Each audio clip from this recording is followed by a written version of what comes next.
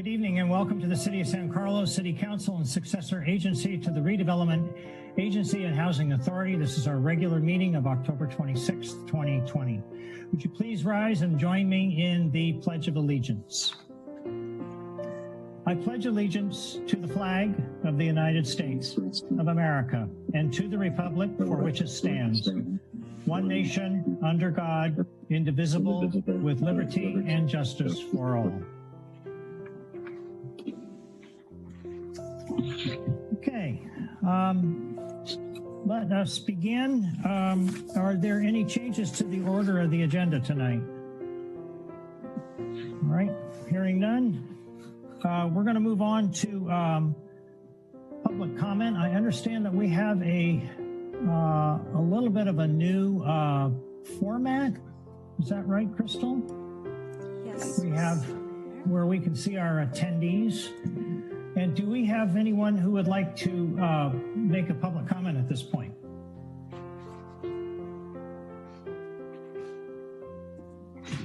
Mr. Mayor, if you don't mind, I'd like to kind of go over maybe the new process for the public. Oh, sure. Go ahead, Crystal. Okay. Yes, go right ahead. So we're running this council meeting tonight on a new platform and can now safely welcome the public to join our council meetings through Zoom as an attendee. You'll want to go to zoom.com, click join meeting, and enter meeting ID number 836-0775-9364. If you don't have access to joining online, you can call in, and that phone number is 669-900-6833. And when prompted, enter the meeting ID number. Again, that meeting ID number is 836-0775-9364, and all this information, including the Zoom link, is available on the agenda for tonight. In order to make a public comment, you must join this Zoom webinar, either online or by calling in. And during the public comment period for the agenda item you wish to address, use the raise hand feature to notify us that you would like to make a public comment. And for those joining by phone, you'll need to press *9, and that's *9 would raise your hand so that we can see that you're interested in making a public comment. We will call on your participant name or the last 3 digits of your phone number for dial-in attendees, and at that time you'll be able to unmute yourself to speak. So at this time, it's time for public comments on items not on the posted agenda. So if you'd like to make a public comment, again, you'll need to join the Zoom meeting, and the instructions are on the agenda. And if you're already joined, please use the raise hand feature. The icon is located on the bottom center of your screen. It's a little blue hand. And if you're joining us by phone again, you'll need to press *9 to raise your hand. I do see a member of the public raising their hand. I just see one, so Dave, thank you for joining us this evening. You'll have 2 minutes to address the council, and please use the timer bar visible on the slide to serve as a guide. And if you would like, please state your name for the public record before you begin. You should be able to unmute yourself now. And I do see you're unmuted. Can you speak?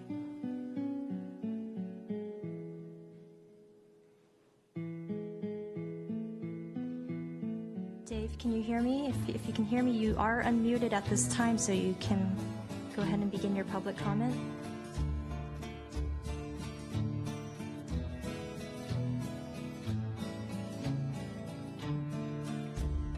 Dave, it looks like we might be having some technical issues. I see you're unmuted, but we are not able to hear you. You may want to test your microphone and or speaker. Lowered your hand, so you might have changed your mind about speaking, so I'll go ahead and turn that off. If you are interested, help me raise your hand again.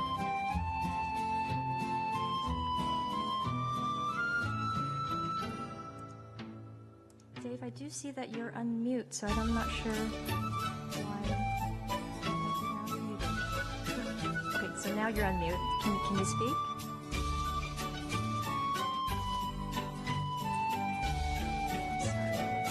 Sorry, you muted yourself again. So I'm going to go ahead and lower your hand.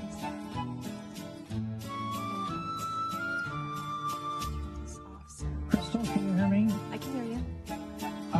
I've been informed that apparently there is music on the TV, and they can't. Apparently, it may be why we can't hear him. Sure, thank you. Our camera guy has turned it off now. Thank you for letting us know that. Sure. Okay, it looks like Dave has lowered his hand now, so the next person I have in line to speak is Kay Goforth. You should be able to unmute yourself now. Can you hear me? Yes, we can hear you. Okay, I apologize. I just wanted to test it because you were telling us to unmute ourselves and there was no visible way on the screen to do that until you clicked on that. So Correct. I have no comment now. I was just trying to make sure that I was fully plugged in. Okay, Thank you. you're set. Thank you. Well, Kathleen, thank you for helping us solve our problem. Happy to help. Okay, so at this time, it doesn't look like there's anybody else interested in speaking. So Mr. Mayor, I think we can go ahead and proceed with the agenda. Okay. All right, thank you. We are now going to move on to the consent calendar.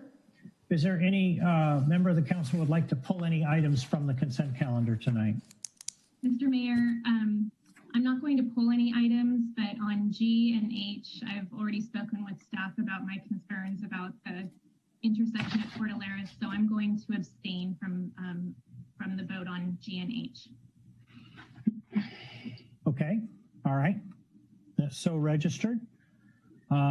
If there are no other items to be pulled, I'll entertain a motion for approval. I moved. I threw it to the vice mayor.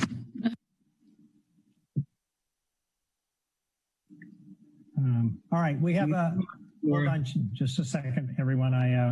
My audio settings are killing my ears, so hold on. All right. When you're ready. We have a motion and a second, correct? Not yet. Oh, all right. I move to approve. Okay. I move to approve City Council consent calendar items A through H. Second. And, Nope, and item I, adopting ordinance number 1564, an ordinance of the City Council of the City of San Carlos approving the Skyway Center planned development plan and related zoning map amendment to rezone the project site at 655 Skyway Road, APN 046081550 from general commercial industrial zoning district to planned development zoning district. And item J, adopting ordinance number 1565, an ordinance of the City Council of the City of San Carlos amending the planned development zoning district and amending the associated planned development plan for the approval of a sign program at 887 Industrial Road, APN 046140190, 046140200, and 046140210, previously known as Meridian 25. And item K, adopting ordinance number 1566, an ordinance of the City Council of the City of San Carlos, amending the San Carlos Municipal Code Title 18 zoning, consisting of replacement of section 1823-210, second dwelling units, and amending sections 18.04 residential districts, 18.05 mixed use districts, 18.15 general site regulations, 18.16 affordable housing programs, 18.19 non-conforming uses, structures and lots, 18.20 parking and loading, 1824-230 wireless telecommunications facilities, definitions and acronyms, and 1840 use classifications for consistency with state law. Great. We have a second? Second. We have a motion and a second. One of the longest motions I've ever heard. And things work a lot better when the mayor will just keep his mouth shut while people are talking. So, Crystal, please call the roll. Councilmember McDowell? Yes, but please note that I abstain on G and H. Yes, noted. Thank you. Councilmember Obert? Yes. Vice Mayor Palmer Lohan? Yes. Councilmember Rack? Yes. And Mayor Collins? Yes. Okay. Let us Through move. the chair, Yes. I just wanted to mention to Sarah, at least on my end, your voice is very quiet. Yes, I agree. Well, I turned it up for her, and then everybody else started talking. I just about blew out my eardrums. So I'm glad that that wasn't just me. Can't hear you at all right now.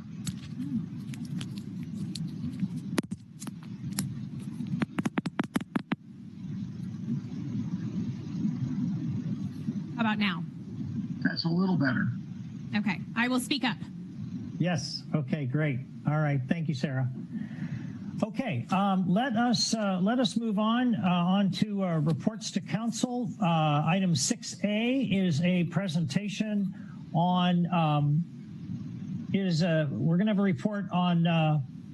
Hold on just a second. I want to make sure that I got the right one here. Housing outreach and for Home for All workshops, and that is going to be Sajudi, Pat, Patricia Brown, and Jessica Mullen. Who is going to start? Sajudi, are you starting? Yes. Okay, great. Hi, I think I Sajudi. saw a new last name. Was that a new last name? I'm sorry. It is the Judy Hawk. Great. Okay. Go ahead. Get started. Thank you. Good evening. And we're just pulling up the presentation here. And Crystal, I should have control. Yes, you should.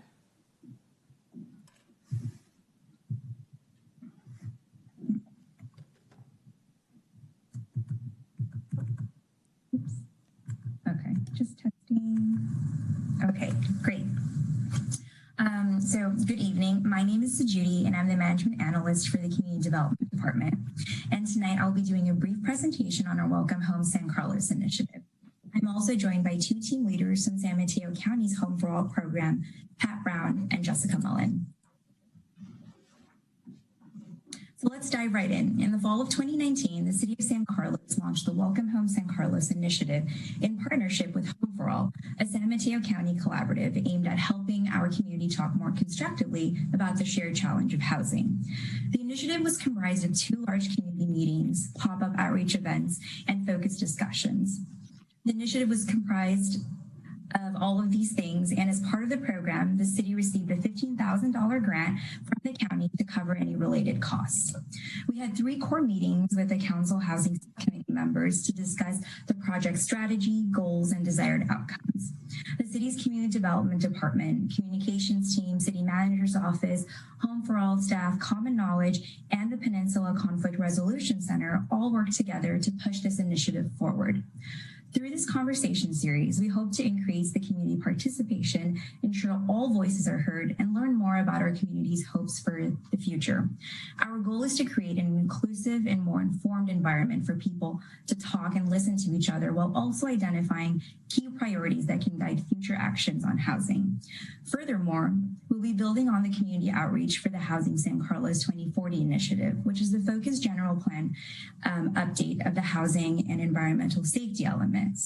Now, Pat, who I worked really closely with on this project, will be discussing the Home for All approach to community engagement.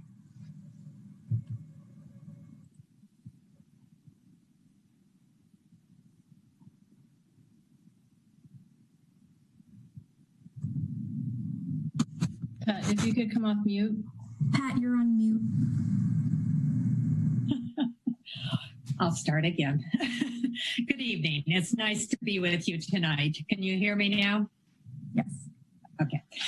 It's hard to believe that was a year ago that we started this project with you in San Carlos. And I just wanted to give you a brief reminder of what Home for All is all about and why we were working with San Carlos. So this initiative was started by the County of San Mateo, working with cities and school districts, nonprofits, businesses, started in 2016, actually. And As the result of the work of a task force, the initiative Home for All was started and really got rolling in 2017.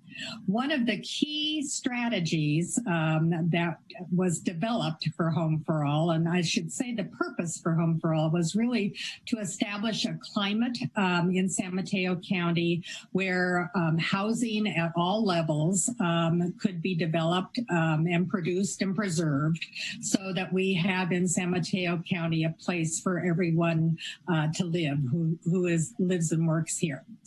So one key strategy that we settled on early was looking at ways that we could help our partner cities engage the communities that they served in productive conversations about housing, helping community members understand the needs, the sort of the elements that go into developing housing, and encouraging them to participate by sharing their perspectives and ideas with the city during the process of community engagement.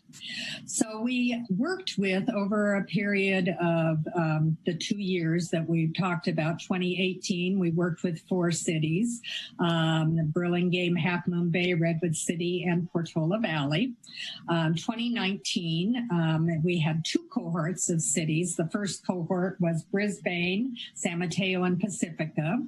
And now we get to San Carlos, city number 8 that we were able to work with, and Foster City, the cohort 2 of 2019.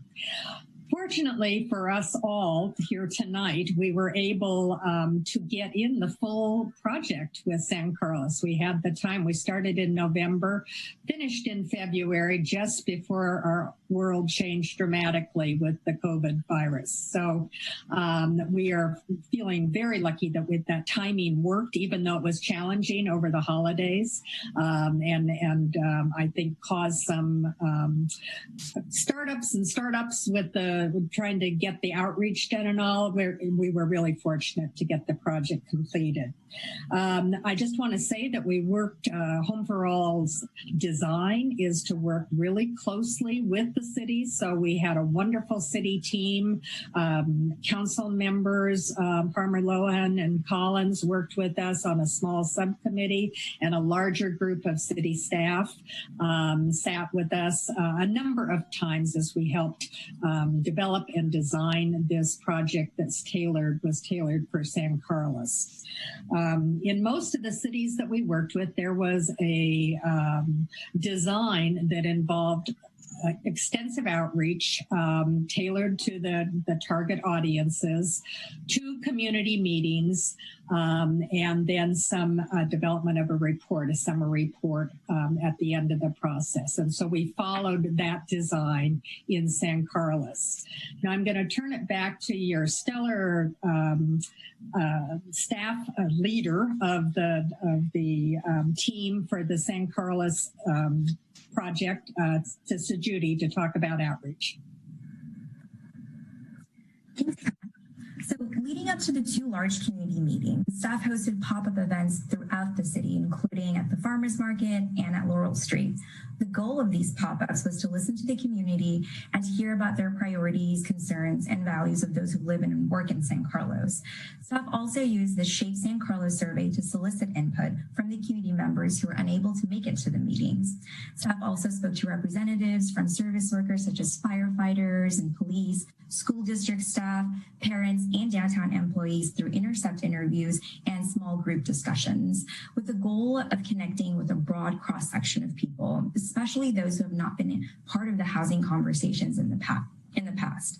Now, Pat will talk a little bit about the goals.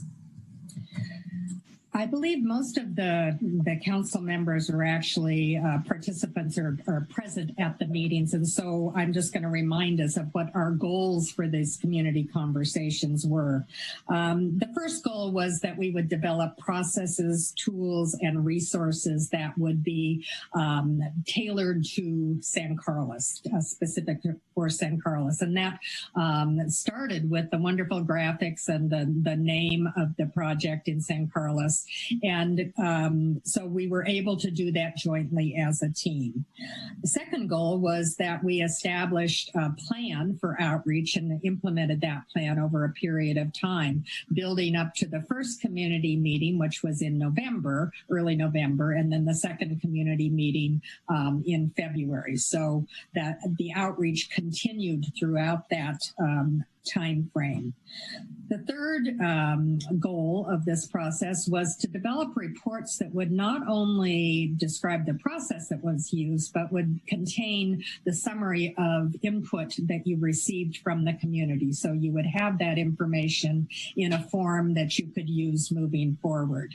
And the fourth goal was really to help community members who participated in this process feel comfortable, included, and prepared to continue to participate in future housing conversations moving forward.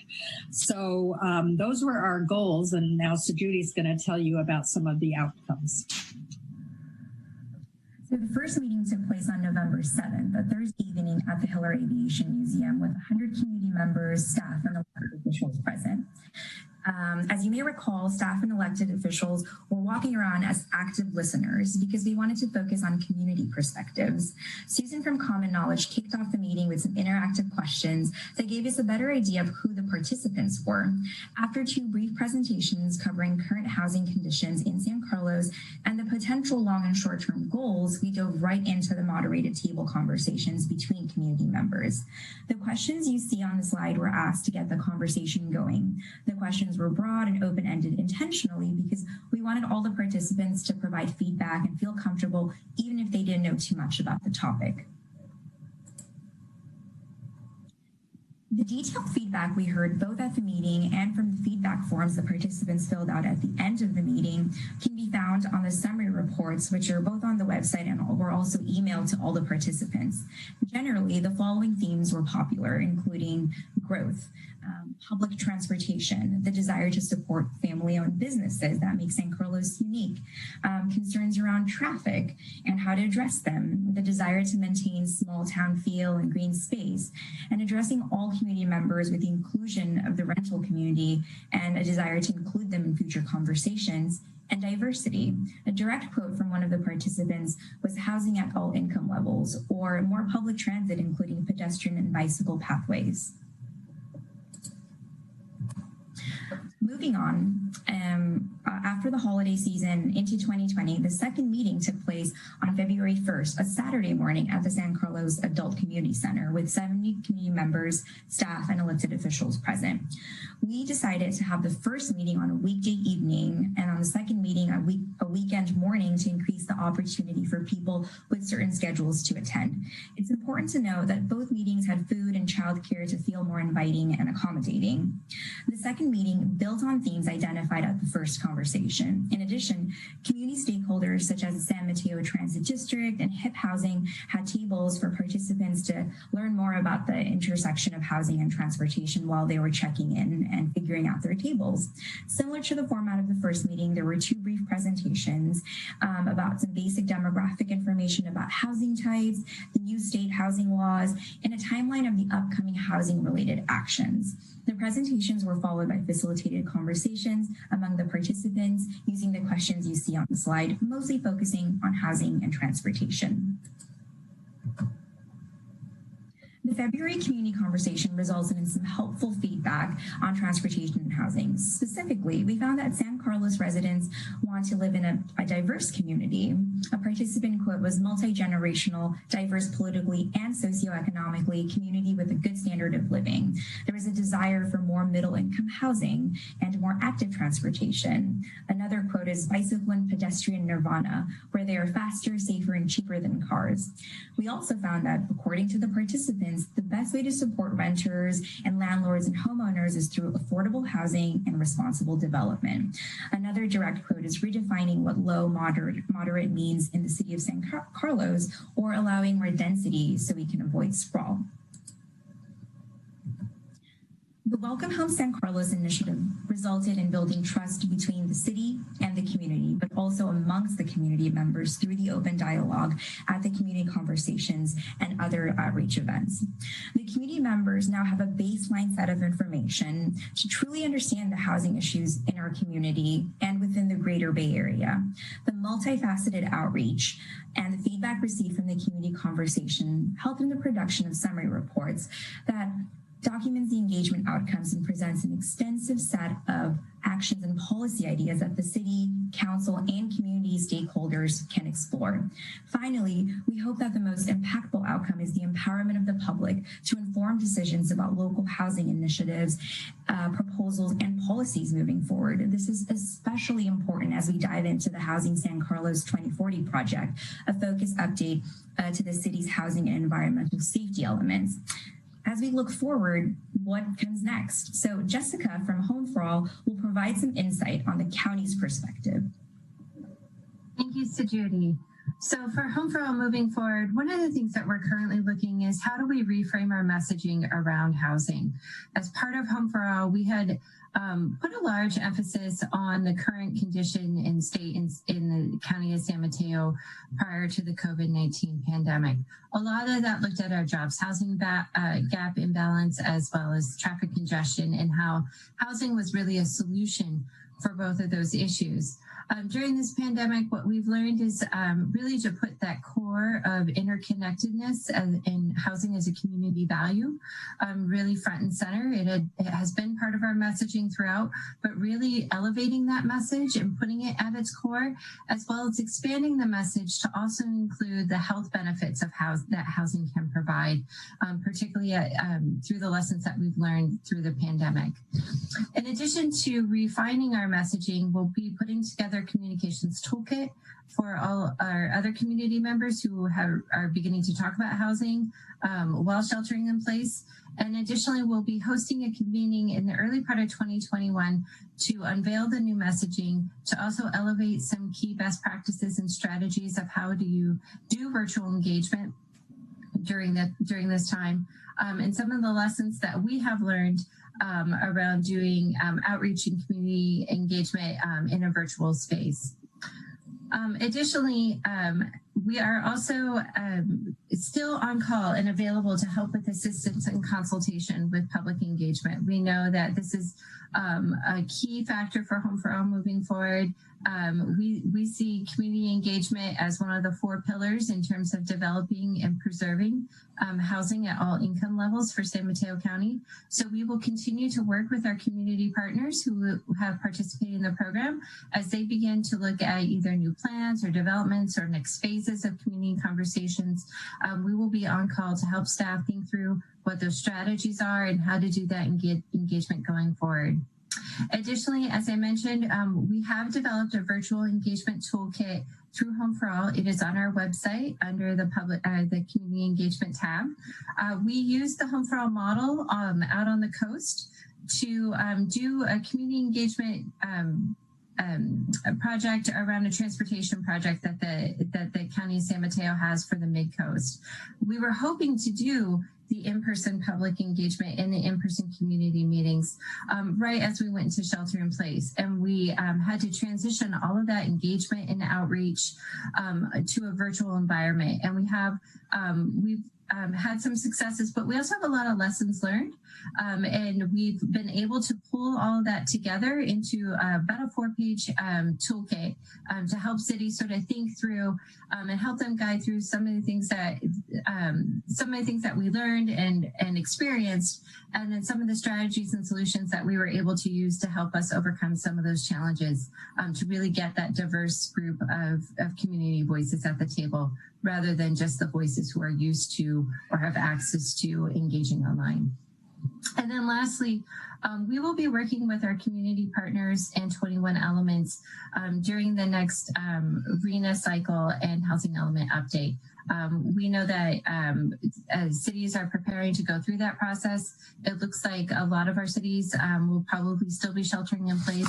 So we will be helping to develop the messaging on that, as well as working with our cities to do community engagement and public outreach and education on what the regional housing need allocation is, what it means for cities, what process will take place, and what our housing elements mean, and some strategies and solutions communities could consider. So with that, I will turn it back over to Sujuti to close out the presentation. Thanks, Jessica. So as emphasized, the Welcome Home San Carlos effort is very important because we will be building on the community outreach.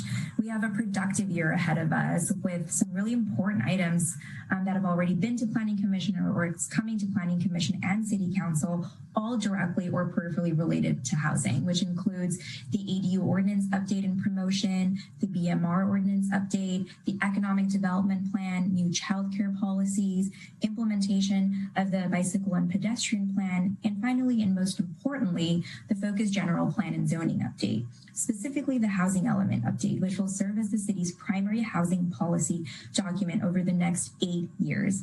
Woven throughout the update is a comprehensive community engagement program that will build on the community engagement that we already started with Welcome Home San Carlos. In a sense, the outreach and the engagement that the city completed through Welcome Home is a gateway to the upcoming outreach for the Housing San Carlos 2040. So with that, we end the presentation, and Pat, Jessica, and the community development team is here for any other questions you may have. Thank you. Great. Thank you, Sujuti and Pat and Jessica. Great presentation. I'm glad to see that we're finally making some progress on this. And Pat, again, thanks to you and Home for All and Jessica for moving us up in the priority list last year. So we very much appreciate that. Okay, I don't see any public speakers on this item so far, so why don't we go to council questions? Mark, you're first. Thank you, Ron. Thank you, everybody, for the presentation. It was very good. Appreciate it. Had a few questions, and I think I tagged them with the correct person, but if they get it wrong, please feel free to hand it off. So I think this first one, Sujuti, is for you. I was trying to remember, were the workshops open to everybody on a whoever wanted to come basis, or did we actually try to recruit people either randomly or from different cohorts within San Carlos to attend them? That's a great question. Actually, we did a combination of both. So we did the first phase, we identified some stakeholders, and so we reached out to them. And then we did a lot of outreach through our usual social media platforms and did all these pop-up events. So we wanted anyone who lives or works in San Carlos or anyone invested in San Carlos to come and talk to us. Okay. For what it's worth going forward, just as a general point, I thank you for reminding me about how it was done. One of my concerns about the whole housing discussion, particularly when we engage the community, is that there tends to be an almost reflexive opposition to doing anything that might, for example, result in more higher density housing. And yet those are not necessarily the people who would choose to go to these kind of workshops. So to the extent we do outreach in the future for an educational point of view or just an update point of view, I think it'd be great if we continue to try and achieve a cross section, encouraging people who might not otherwise volunteer to come. Jessica, I think my next question, which was actually my last one too, is for you. I've had some discussions with folks in various forums. One thing that I have yet to see mentioned in discussions of jobs, housing balance, and the values of keeping them better in balance has to do with the greenhouse gas impact of having people live closer to where they work. Is there a connection between the two? It seems intuitively to me that the closer somebody is to work, the less pollution they're going to generate as they're driving their car. Yes, that is true. And we are actually, we do have a task force looking at climate adaptive housing. in developing a toolkit around strategies to make climate housing, or to make our housing more climate resilient. And some of the things that we could do, not to only green the buildings, but to make sure that going forward, they are adapted to climate, to, whether it's for wildfire, extreme heat, flooding, or sea level rise. But we do know that 2/3 of our workforce is prior to COVID was commuting into San Mateo County. So, and if you looked at that 2/3 of that workforce commuting in, 20% of them were coming out from, were sort of super commuters, coming out beyond just San Mateo, or I'm sorry, San Francisco, Santa Clara, and Alameda counties. So they're coming in from the Central Valley, coming up from the coast, or coming down from the North Bay. And all of those cars do add to more commutes, which adds to larger greenhouse gas. And transportation does result in 40% of our greenhouse gas emissions. So we know if we can build housing closer to the jobs, we can really cut that down. Yeah, my thinking, actually, thank you. My thinking had started with that last statistic, which I had heard someplace, about 40% of the greenhouse gas emissions are from transportation, which is, of course, not just commuters. It's shipping and all sorts of other stuff. Anyway, let me just leave it with everybody that there is obviously, we have an example of this later on our agenda tonight. There is obviously a very active, committed, and engaged group in the Bay Area and on the peninsula on working hard to reduce greenhouse gas emissions. And I think that they would be a wonderful set of allies to recruit into the outreach effort to try and help explain to community members why, yeah, there are things that you probably don't like about more housing coming in, but there's other benefits to it too. Anyway, I'll just leave that with you guys to think about how to incorporate it, because I think it's always good to have people who are traveling in the same direction as you, helping you along. Yeah. And it would be great if you would like to share that group or contact information with us. It would be great to reach out with that. I will do that. Thank you. Thank you, Mark. Laura?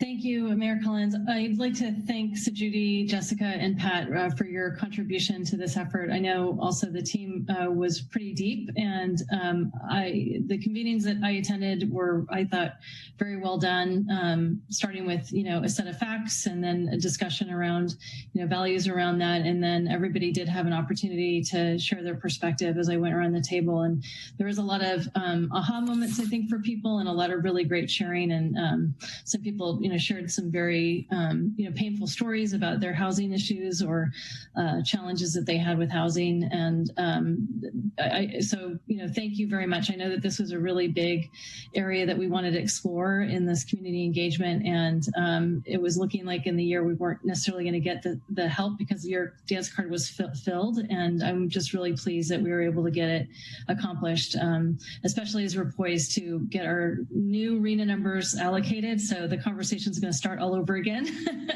and especially with our housing element. So thank you for all of your support. All right, thank you, Laura. And thanks again to all of you. That was a great presentation. I'm glad we're making progress. Okay, I understand there is a speaker, Crystal? Yes, it looks like Mr. David Tusman is requesting to speak. Hey, can you hear me? Yes, we can. Thank you. Hey, so my name is David Tusman. I live in San Carlos. I've been renting here for about 1.5 years now, and I attended the Home for All session, I think the first one. I don't even remember when it was. And I thought it was a really good opportunity to sit and talk with a bunch of people with some different perspectives on who cares about what in terms of housing or parking, and what might be more important between housing people or parking your car. And I was glad to have the opportunity to speak my perspective. And so thanks for running that event. And in terms of jobs, housing, and balance, just makes me think of I don't remember how many million square feet the Alexandria project on the east side and how many jobs that's bringing, but that's just going to tip that housing jobs imbalance to the worst. And so I hope the council keeps that in mind as through the year we come up with opportunities to upzone and allow for more dense housing to offset all the more jobs that are coming, and to hopefully favor increasing height, increasing density allowance, because we're really constrained with that right now. So thank you. All right, thank you, David. I don't see anybody else that wanted to speak. And so with that, let us move on to item 6B. We're now going to get an update on the COVID, the coronavirus. And Jeff, is that you? Or Tara?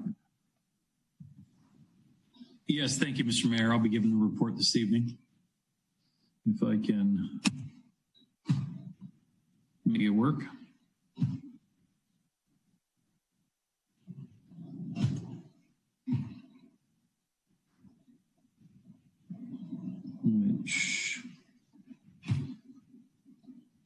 There we go. So our first update is about the parks. Obviously, I'm sure most everybody has heard that the parks or parts of the parks that have been closed are reopening. The basketball courts are now open, which include Burton Park, Hillcrest, Cedar, Crestview, Loyola. Players must follow the posted safety guidelines at all times, including the wearing of masks, no pickup games, no shared equipment with people. These are not our rules. They're the state and county rules, but we will be enforcing them. And if we don't get significant compliance, we'll be closing the courts again. So hopefully folks will continue to embrace those guidelines so that we can keep the courts open and folks can use them and have a good time. The batting cages as well are open at Arguello, Burton, and Highlands. Only 2 people are allowed to be in the cage at once, the batter and the pitcher, and face coverings must be worn during play and players must maintain social distance guidelines.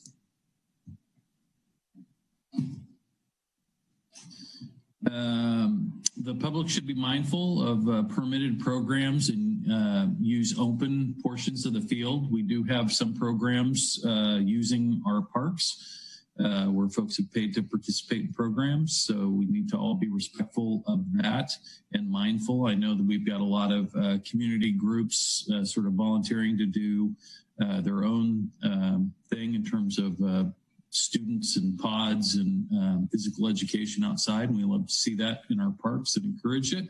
But we do need to be mindful of space for folks that have made reservations and bookings to use facilities. And please remember when visiting our parks and playgrounds that face coverings are required, social distancing guidelines must be maintained. Be mindful if you're not feeling well and you have a fever or flu-like symptoms, that's definitely not a time to be visiting our parks and our playgrounds. We want to all be safe out there and keep our kids and parents and grandparents who are visiting these facilities all safe in our community. A few other park updates. The City Hall Dog Park and Heather Dog Run closed until further notice after several reported cases of kennel cough in our community were reported and traced back to those facilities. So it's not just us folks who are having our own pandemic, but unfortunately some of our furry kids are having that as well. So we're doing what we can to cut that short. We're having the parks and dog run cleaned so that when we reopen, hopefully it'll be safe and healthy for our pets to come and visit. The Highlands Play area remains closed. We're waiting for the new pour-in-place surfacing top coat to be applied. Once that's completed in the next few weeks, it will be reopened. And we are expecting, we heard recently, we could be getting some new guidelines from the state for youth sports. So there may be some additional changes in this area that hopefully I can report out on at our next meeting. Obviously, our election is coming up right around the corner. There's a number of ways in which we can all participate in voting. There are some, obviously, you can just vote by mail and send it in through the U.S. mail. We have drop boxes at 1401 San Carlos Avenue next to the City Hall Dog Park. And on November 3rd, Election Day, we'll have the drive-by drop-off ballot service in front of City Hall. That's southbound on Elm Street. And then there are several in-person voting options from October 31st through the 2nd from 9 a.m. to 5 p.m. or on Election Day, November 3rd from 7 a.m. to 8 p.m. You can vote in person at Mahaney Hall, 1336 Arroyo Avenue, or at the Peninsula Masonic Lodge at 1150 Arroyo Avenue, in the library community room at 610 Elm Street on the second floor of the library. And we've got Halloween coming up here real quick. And sadly, this Halloween is going to be a little different than pretty much every Halloween in, I think, most of our lifetimes. The county has put out some information that we've been sharing with the community, highlighting low risk, moderate risk, and high risk activities. Decorating your home, participating in virtual online Halloween activities are all considered low risk items. Having small get-togethers outside, wearing costumes and having a block party, and where you maintain social distance guidelines and folks ensure that when they're attending, that they're healthy and they're wearing their masks and those types of things are considered moderate risk. And then pretty much most of your traditional activities, trick-or-treating, goblin walk, haunted houses, all those types of activities are considered high risk, and folks are asked not to participate in those type of activities this Halloween. And hopefully next Halloween, we'll be back to normal as things continue to progress. So with that, I'd be happy to answer any questions the council might have. All right, thank you, Jeff. Mark? Thank you, Ron. Appreciate that. Thank you, Jeff. Just a few quick questions and one or two comments. The Halloween information is great, and I asked specifically about this because I've gotten a number of questions about it from neighbors and stuff. How are we getting that how is the city getting that information out to community members? Is it on a when they call in basis or what? I believe we're pushing that information out through our social media outreach tools that we use for most of these things. Yeah. Okay. Is that something that potentially might qualify, or we could convince them that they might want to qualify it to go out through SNC Alert? We could certainly ask. I'm not sure. I'm just thinking in terms of, broader number of people, just to get the information. Because I think what you outlined in even that one page thing of information from the county is extremely helpful. So anyway, I'll leave that up to you.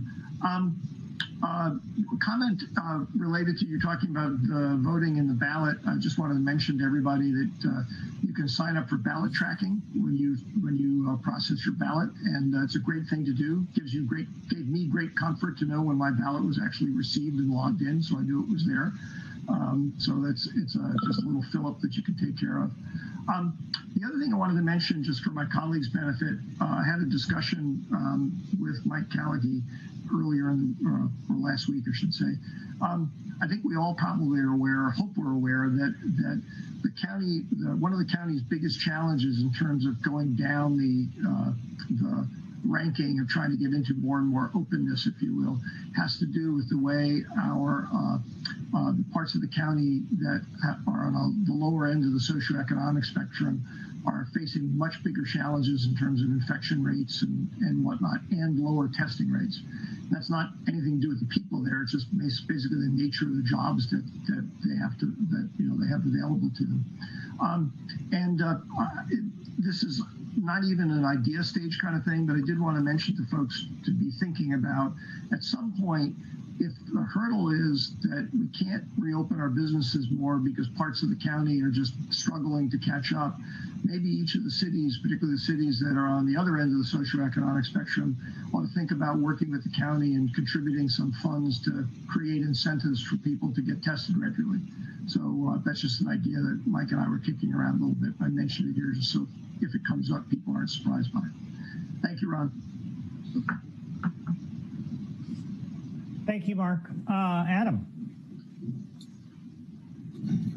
Thank you, Mayor Collins. Thank you, Jeff, for the presentation. I just had one question and one follow-up comment on the COVID testing. So then let me just do the COVID testing one first. I think just wanted to add it because I did on a call that you can now get testing for children at the Expo Center, which is a new thing that they now have a lane there. So for anyone from 5 to 17 can now go get tested, and you can just make an appointment online through the county. So that's just to the point of trying to get more testing done. That was something that was not available until I think the last week to 10 days. So that's just make it sort of a PSA on that. And then Jeff, my question is on the voting. I believe in the past when we've had the sort of this current system of voting, we've only had the library open for in-person voting. Does that mean, so the Mahaney Hall, is it done by precinct, or can anyone go vote in any of those? If they wanted to go vote in person, can they vote at any of those 3 locations on election day? Or do they have to kind of find their precinct like it was sort of previously? I believe they can vote in any of the locations, and Crystal can correct me if I'm wrong. Yes, that's correct. They can go to any vote center. It doesn't even have to be in the city. They can go to any vote centers in the county. Awesome. Okay, great. Thank you. Thanks for the presentation. Okay, thank you, Adam. Laura? Great. Thank you, Mayor Collins. Thank you, Jeff, for the update. I have to say it was nice to see the parks and playgrounds reopened, seeing the kids out, being able to get some activity. I know that's a big concern for the community. So thank you for that. One thing that I've heard recently, and I know staff has communicated this broadly, I'm just hoping that they might be able to kind of remind folks with a lot more people using our sidewalks, getting exercise by walking, etc. I've received some concerns about the overgrowth of shrubs and plants encroaching onto the sidewalk. So if staff could just maybe in one of the upcoming community updates that they send out, just remind everyone of the requirement to keep those sidewalks clear. So that's a great idea. We'll be sure to do that. Great, thank you. All right, thanks, Laura. I don't see any other hands raised. So at this point, we're going to move on to item 6C. This is, we're going to have a presentation from Sarah Kinahan with San Mateo County on its child care relief fund. Sarah, are you with us? I'm here. Thank you. All right, there welcome. We go. I've got the PowerPoint. I've got control. Good evening, Honorable Mayor Collins and Honorable City Council members. Thank you for the opportunity to present briefly on the state of childcare in the county and San Carlos specifically. And let me see, how do I advance this? There we go. So just a little bit about me. I'm Sarah Kinahan. I'm the coordinator for the San Mateo County Child Care Partnership Council. We are the advisory body to the County Board of Supervisors and the County Superintendent on matters related to child care, preschool, and after-school care.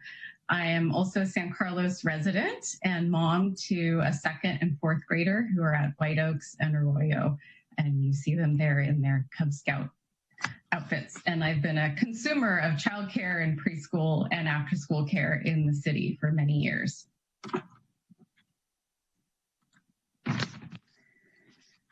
So just some quick background on the importance of childcare for our community. As you can see from this slide, children's experiences in the early years directly affect their brain development and have a long-term impact on their ability to learn and succeed in school and life.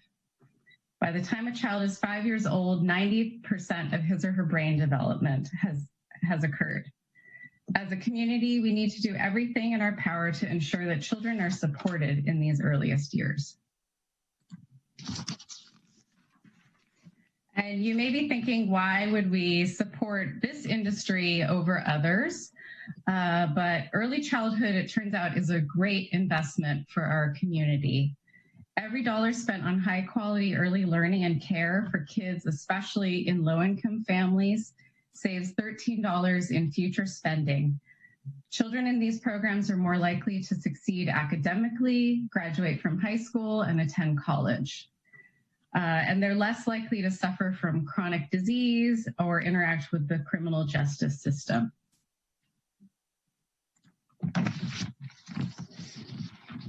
And it's become abundantly and even more clear during the time of the pandemic that access to affordable, high-quality childcare is a key component of economic stability. Prior to the pandemic, about 100,000 San Mateo County residents utilized childcare to work, supporting our local economy with annual wages of over $6.4 billion. Unfortunately for young families in our county, childcare costs can suck up to 28% of the monthly budget, which can often exceed the cost of housing for families. In this example, with a family with an infant and a preschooler, the childcare costs can total $3,546 a month, topping out childcare in this budget. And then a little bit about why it costs so much. The majority of the budget for any childcare program is personnel. In a high quality program, you will have low adult to child ratios. And then there are other fixed costs like rent and all of the materials and furnishings associated with the program. And to give you an example of how programs' finances have been impacted by the pandemic, here's an example of a pre-COVID preschool that's charging $1,600 a month in tuition. They have 2 rooms of 20 children each, which brings in a revenue of $64,000 a month. This pays for a total of 4 teachers across those 2 classrooms. After COVID, programs have had to reduce the number of children they can serve to maintain those safety bubbles. So now programs are allowed up to 14 children with 2 adults in a classroom. So programs have had to maintain the same level of staffing to provide those high quality adult to child ratios. But in this example, you can see there's now a $19,000 a month revenue gap because there are just less children paying or families paying tuition for each room.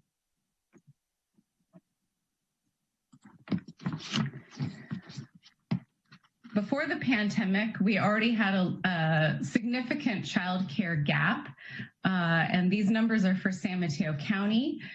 Pre-pandemic, according to a needs assessment for the county, we had a gap of 24,000 childcare spaces for children 0 to 12.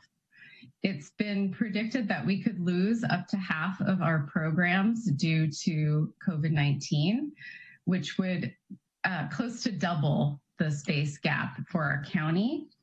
And in San Carlos, we had a shortage of 1,300 spaces prior to the pandemic.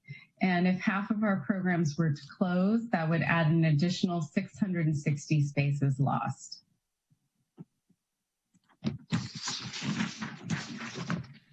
We did a survey in June of this year to understand the impact of the pandemic on local childcare providers. And across San Mateo County, we learned that more than half of programs were projecting a net income loss this fall, and really highlighting the precariousness of this industry. Around 48% of programs only have 1 month or less of cash on hand for their expenses.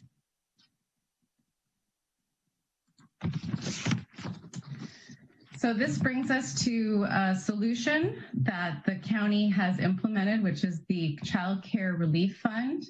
The San Mateo County Board of Supervisors voted to allocate 1.5% of their Federal CARES Act funding to support this relief fund. The first round of grants with that totaled $2 million. And the first round of grants using that $2 million has supported 73 family child care homes. Those are programs that are licensed to operate out of a residential setting. 73 of those were supported with grants up to $10,000, and 29 centers were supported with grants of up to $55,000. The intent of the fund was to support programs with 1 month of operating expenses, really as a bridge, as programs have had to adjust to the new health and safety requirements, the reduced group sizes, and we know that sustaining these spaces is so important because once you lose a program like this, it takes many months to years to bring one back online.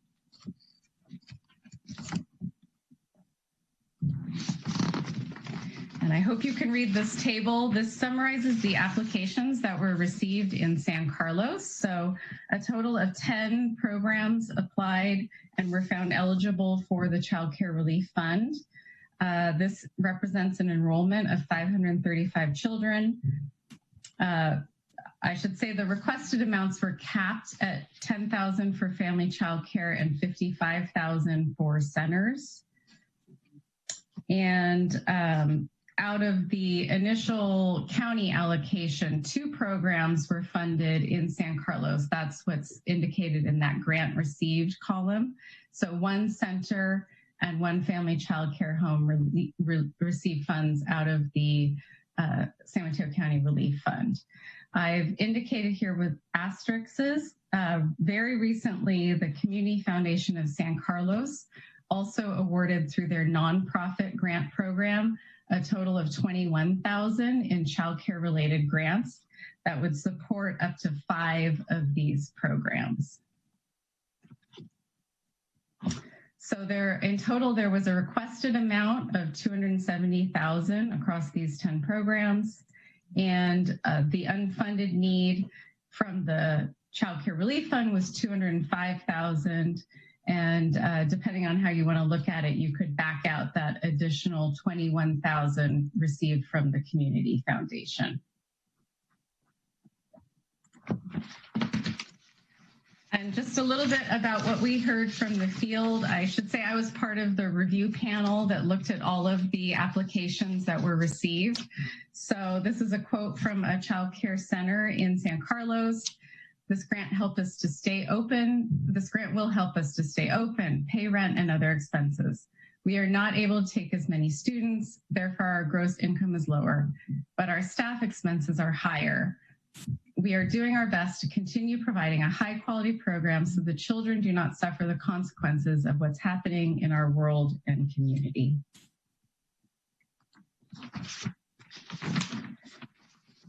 So the team that has been working on the Relief Fund, we've set a goal to raise an additional $2.9 million to meet the remaining funding gap. And this would be split across centers and family childcare homes. We are reaching out to cities, corporations, foundations, and individual donors. To date, the San Bruno Community Foundation contributed $100,000 to support the Relief Fund. And we've just this week had confirmation of a $100,000 grant from Google and a $10,000 grant from Cal Water. This is our first presentation to a city, but we hope it will not be our last, as we need really all public and private partners to be coming together on this issue. So to conclude, every dollar spent on childcare results in $2 in economic output in our community. And a $10,000 donation would support 8 vulnerable children in a family childcare home. A $55,000 donation serves 44 vulnerable children in a childcare center. And I will stay on to take questions, and also I'll stay on as you consider the next item under your new business agenda. Thank you. Thank you, Sarah. That was a very good presentation.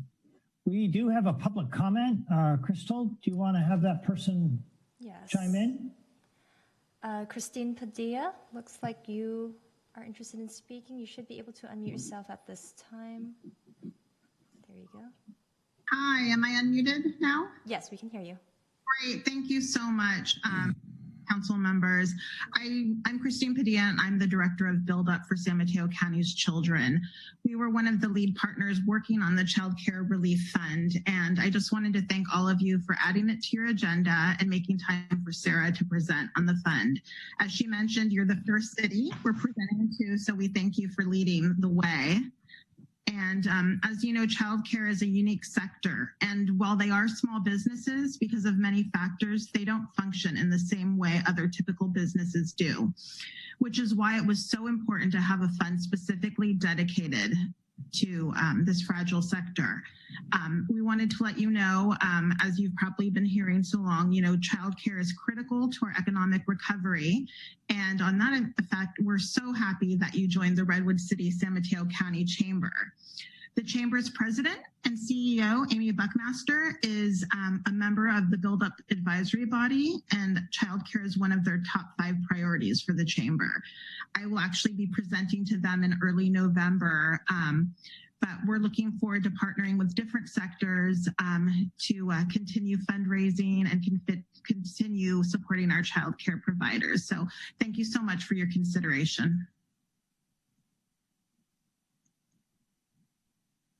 Thank you, Christine. I don't see any other members of the public, so why don't we go to council questions? We'll start with Mark.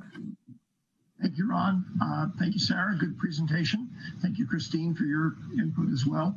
I have a handful of questions that I wanted to ask, but I want to do a framing comment first so people don't misinterpret or read something into my questions that isn't there. I'm very supportive of doing this. I'm supportive of doing it in a significant way. I just want to understand sort of the details of how a grant to this program would work out. So one of the things that I was curious about is there any information you can share for those San Carlos facilities that requested money from the county but did not receive it, why they did not receive it? Was there something about their programs that the county felt that they were not as high a priority, or what? No, I would say that, so we had a scoring system, and there were points given for programs that serve a higher number of infant toddlers. We unfortunately don't have as many licensed centers that are serving infant toddlers in our city. There were also higher points given if you were in a high priority zip code. And I believe San Carlos is a priority 2 rather than a priority 1. So it wasn't that there were problems with any of the programs. It was more the types of programs that were emphasized in the scoring. Okay, thank you. I presume from your presentation and from what I've read elsewhere that because of COVID-19, all of the facilities had to kind of downsize in terms of the number of children that they could support. Of the ones that were, again, thinking of that list that applied with San Carlos facilities, did any of them have protocols where basically they were trying to make sure that families that were most in need got trimmed last? You see what I'm getting at? Or was it like just random hit, luck of the draw or what? No, I can say, and I speak to this more as a parent in using the programs in San Carlos, but I know that they prioritized essential workers first. So they surveyed families to find out who was working in those essential industries like healthcare, law enforcement, those who most needed to be at their jobs in person. And that was who was prioritized for care. Okay, that's certainly part of it. That's not, of course, as you know, a perfect map to socioeconomic level. Right. Yes.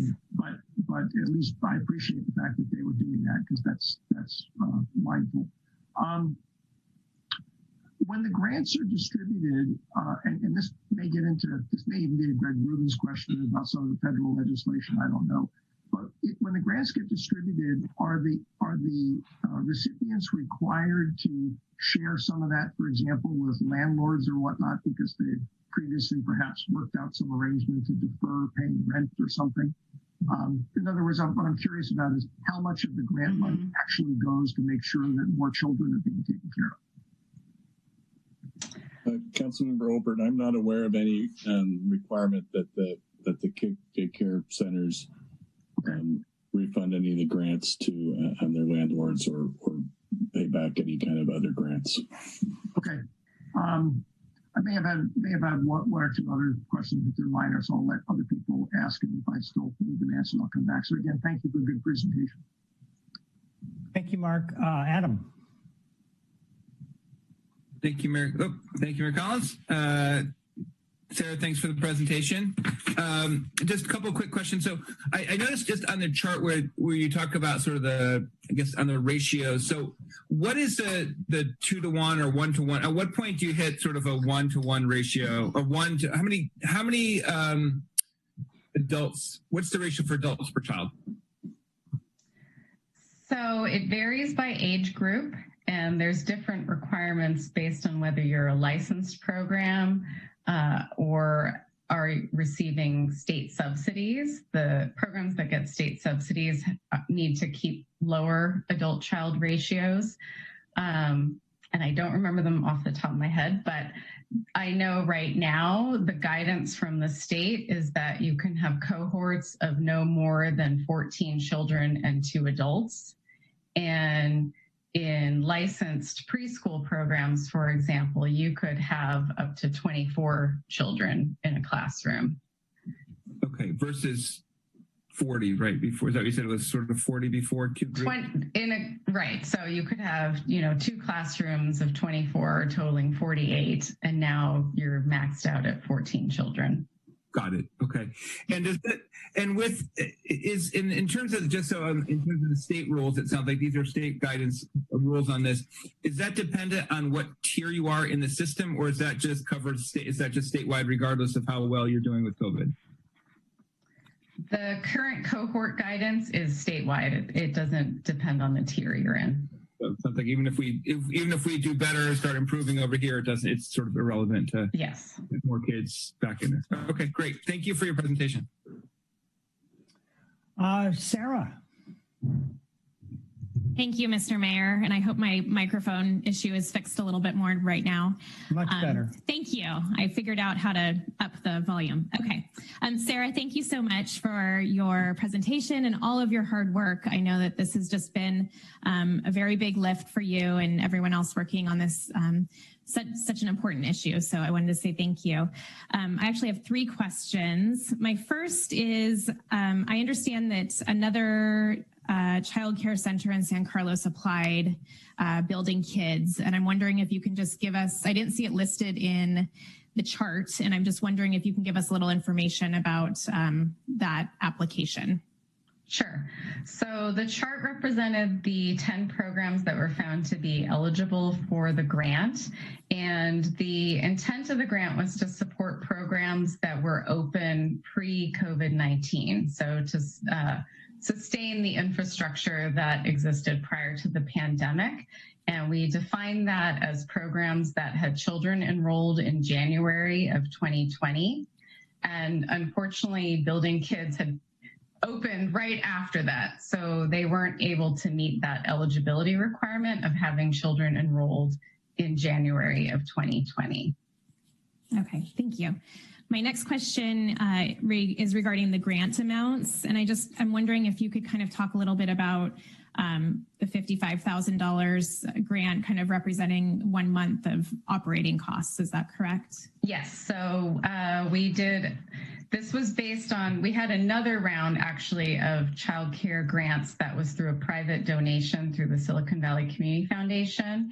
And through that, we learned more about what the average monthly operating costs are for programs. So that $10,000 for family child care and $55,000 for centers is what represents the average operating budget for those types of programs. Okay, thank you. And my last question is, if a city, since we're the first, I'm very excited to have this presentation. If a city is to give money to the Child Care Fund, Would it be divided in the same way, the 55,000 to centers and 10,000 to a childcare home, or could we try and spread that money a little further among all of the applicants that perhaps didn't receive funding? So the way we approached, so we had the additional donation from the San Bruno Community Foundation, and we took that back to the review panel, and we used the same scoring, and we did use those same caps of 10,000 and 55,000, and we applied that 100,000 from the San Bruno Community Foundation. We went by score rank down the line and applied it to programs that were just in San Bruno. So that would be the process we would recommend for a contribution from a city. But I think, depending on the direction you go, we can work with however you'd like to direct that. Okay, thank you, Sarah. All right. Thank you, Sarah. And thank you, Sarah. And before we move on, I just want to say that I want to thank my fellow council members, particularly the relative newbies, for making this topic a priority. It wasn't on previous councils. And I think I hopefully speak for Mark that we welcome the increased attention. So kudos to everyone. Okay, so let us move on to new business. This is item 7A, consideration of adopting a resolution authorizing a contribution to the San Mateo County Child Care Relief Fund. How timely. So we're going to start with, I think, a presentation from Martin Romo. Hello, Martin. Hi, good evening, Mr. Mayor and members of the City Council.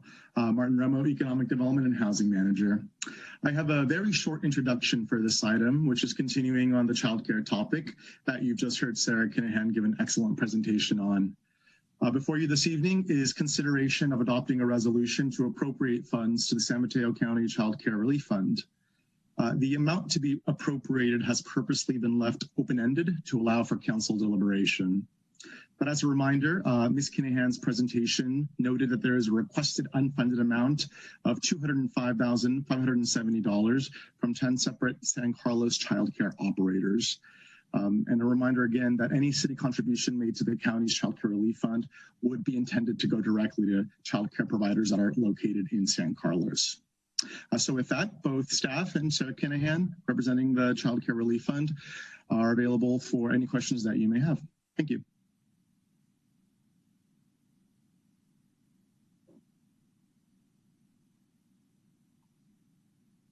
I need to unmute myself, of course. I don't see any hands raised at the moment. Martin, were there going to be anything else you were going to present, or you just wanted, at this point, some feedback? Yep, at this point, I believe we're looking at the resolution for adoption, consideration of if any amount will be appropriated and what that amount would be before making a motion. Okay. The chair, I think they're looking for if we're going to act on it. Yes. Laura? Thank you, Mayor Collins. This might be directed to you, Martin, or perhaps Jeff. So my understanding is that we've set aside $750,000 for COVID response on a go-forward basis at the last adoption of the budget. And I was wondering if staff could just provide us with an update in terms of what additional anticipated expenses are expected outside of this particular item. Yeah, thank you. Well, the anticipated expenses that we really know about have to do with, the purchase of additional supplies and materials, basically PPE, as well as, significantly elevated cleaning regimens. That obviously are being expanded now.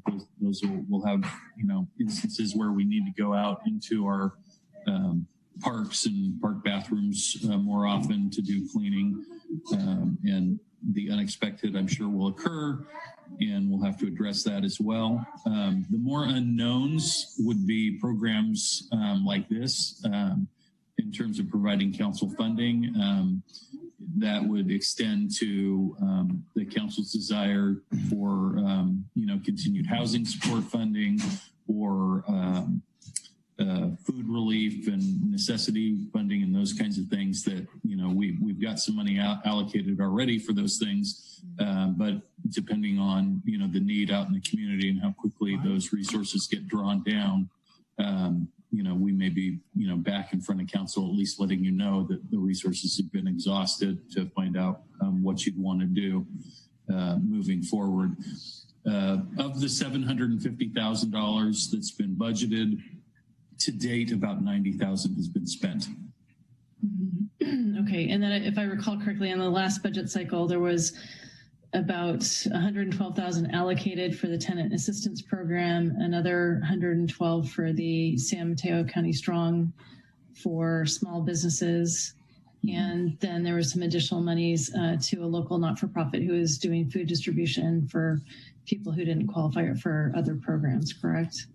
That's correct. I believe our direct costs from March through June of the last fiscal year, this year, calendar year, was a little over $650,000. Okay, all right. Thank you. My pleasure. Okay, Adam? Thank you, Mayor Collins. I guess this question is probably for Jeff then again as we sort of think about what sort of amount of funding we might want to consider for this. So last year you're saying we spent about $650,000 in a 4-month period, right? I mean, some of those sort of related to kind of startup costs to deal with COVID or more one-time costs? And do you feel like we would, are we looking at a similar run rate of sort of ongoing costs for us outside of the contributions we've designated to the housing fund and small business and food and things like that? Yeah, well, there's certainly an overlap. So some of the money that we spent last year is still either with other agencies being spent for the purposes that the council had designated currently. So they haven't been exhausted, and certainly, some of the supplies and things that we had purchased, water walls, those kinds of things, those are carrying forward, so we don't have an ongoing cost there. So, it's not all necessarily duplication. I expect there'll be some. We certainly had a lot of additional costs for cleaning and those kinds of things last year. I think that will continue on this year. But some of the other expenses may be different, and we may not even be able to anticipate right now, what we're going to, some needs that come up in February of next year.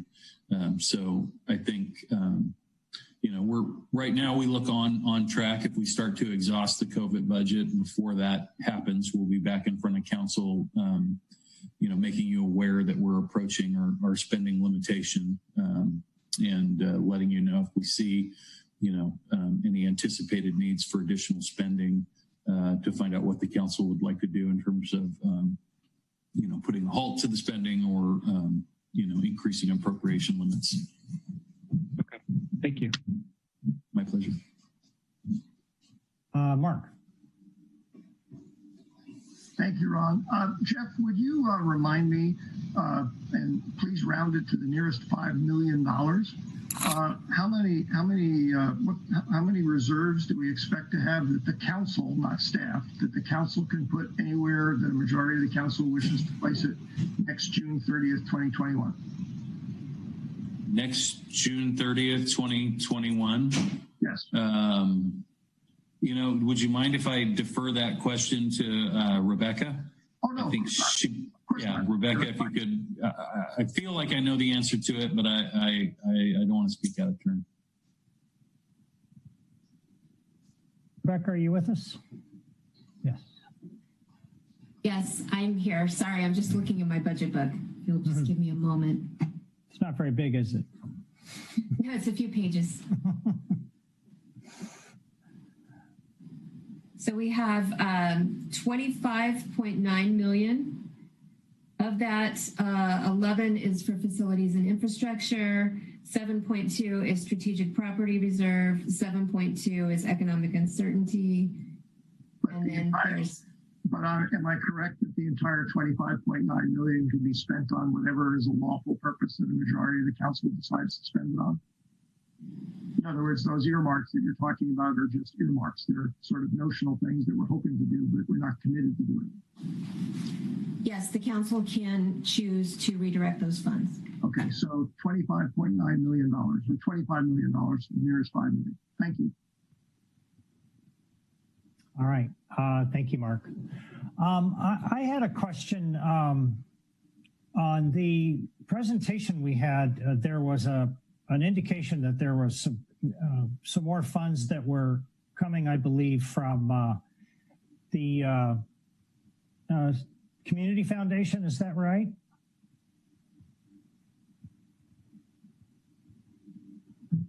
I believe I heard that from the last presentation. Was it, it could be mistaken. I thought it was $20,000 thereabouts. 20. Okay. So it's still a big gap. All right. And so we are contemplating an additional contribution. Are there any other sources of income that are out there that may be forthcoming that we're aware of? Well, I think the current campaign that the county's running is targeting, cities and governmental jurisdictions to make a contribution to the program, as well as individuals and corporate donors. So, I think, that goal of, I believe it's about 2.9 million is, very achievable. I think if every city in the county gave 50,000, that would be something attuned to 1.3 million or so right there. So okay. I think that they're on the right track with their approach. Okay. All right. That's what I was looking for. Okay. I don't see any more hands raised. I do not see anyone for public comment, but Mark, you did just raise your hand, so go ahead. I slept, or I would have beaten you to it.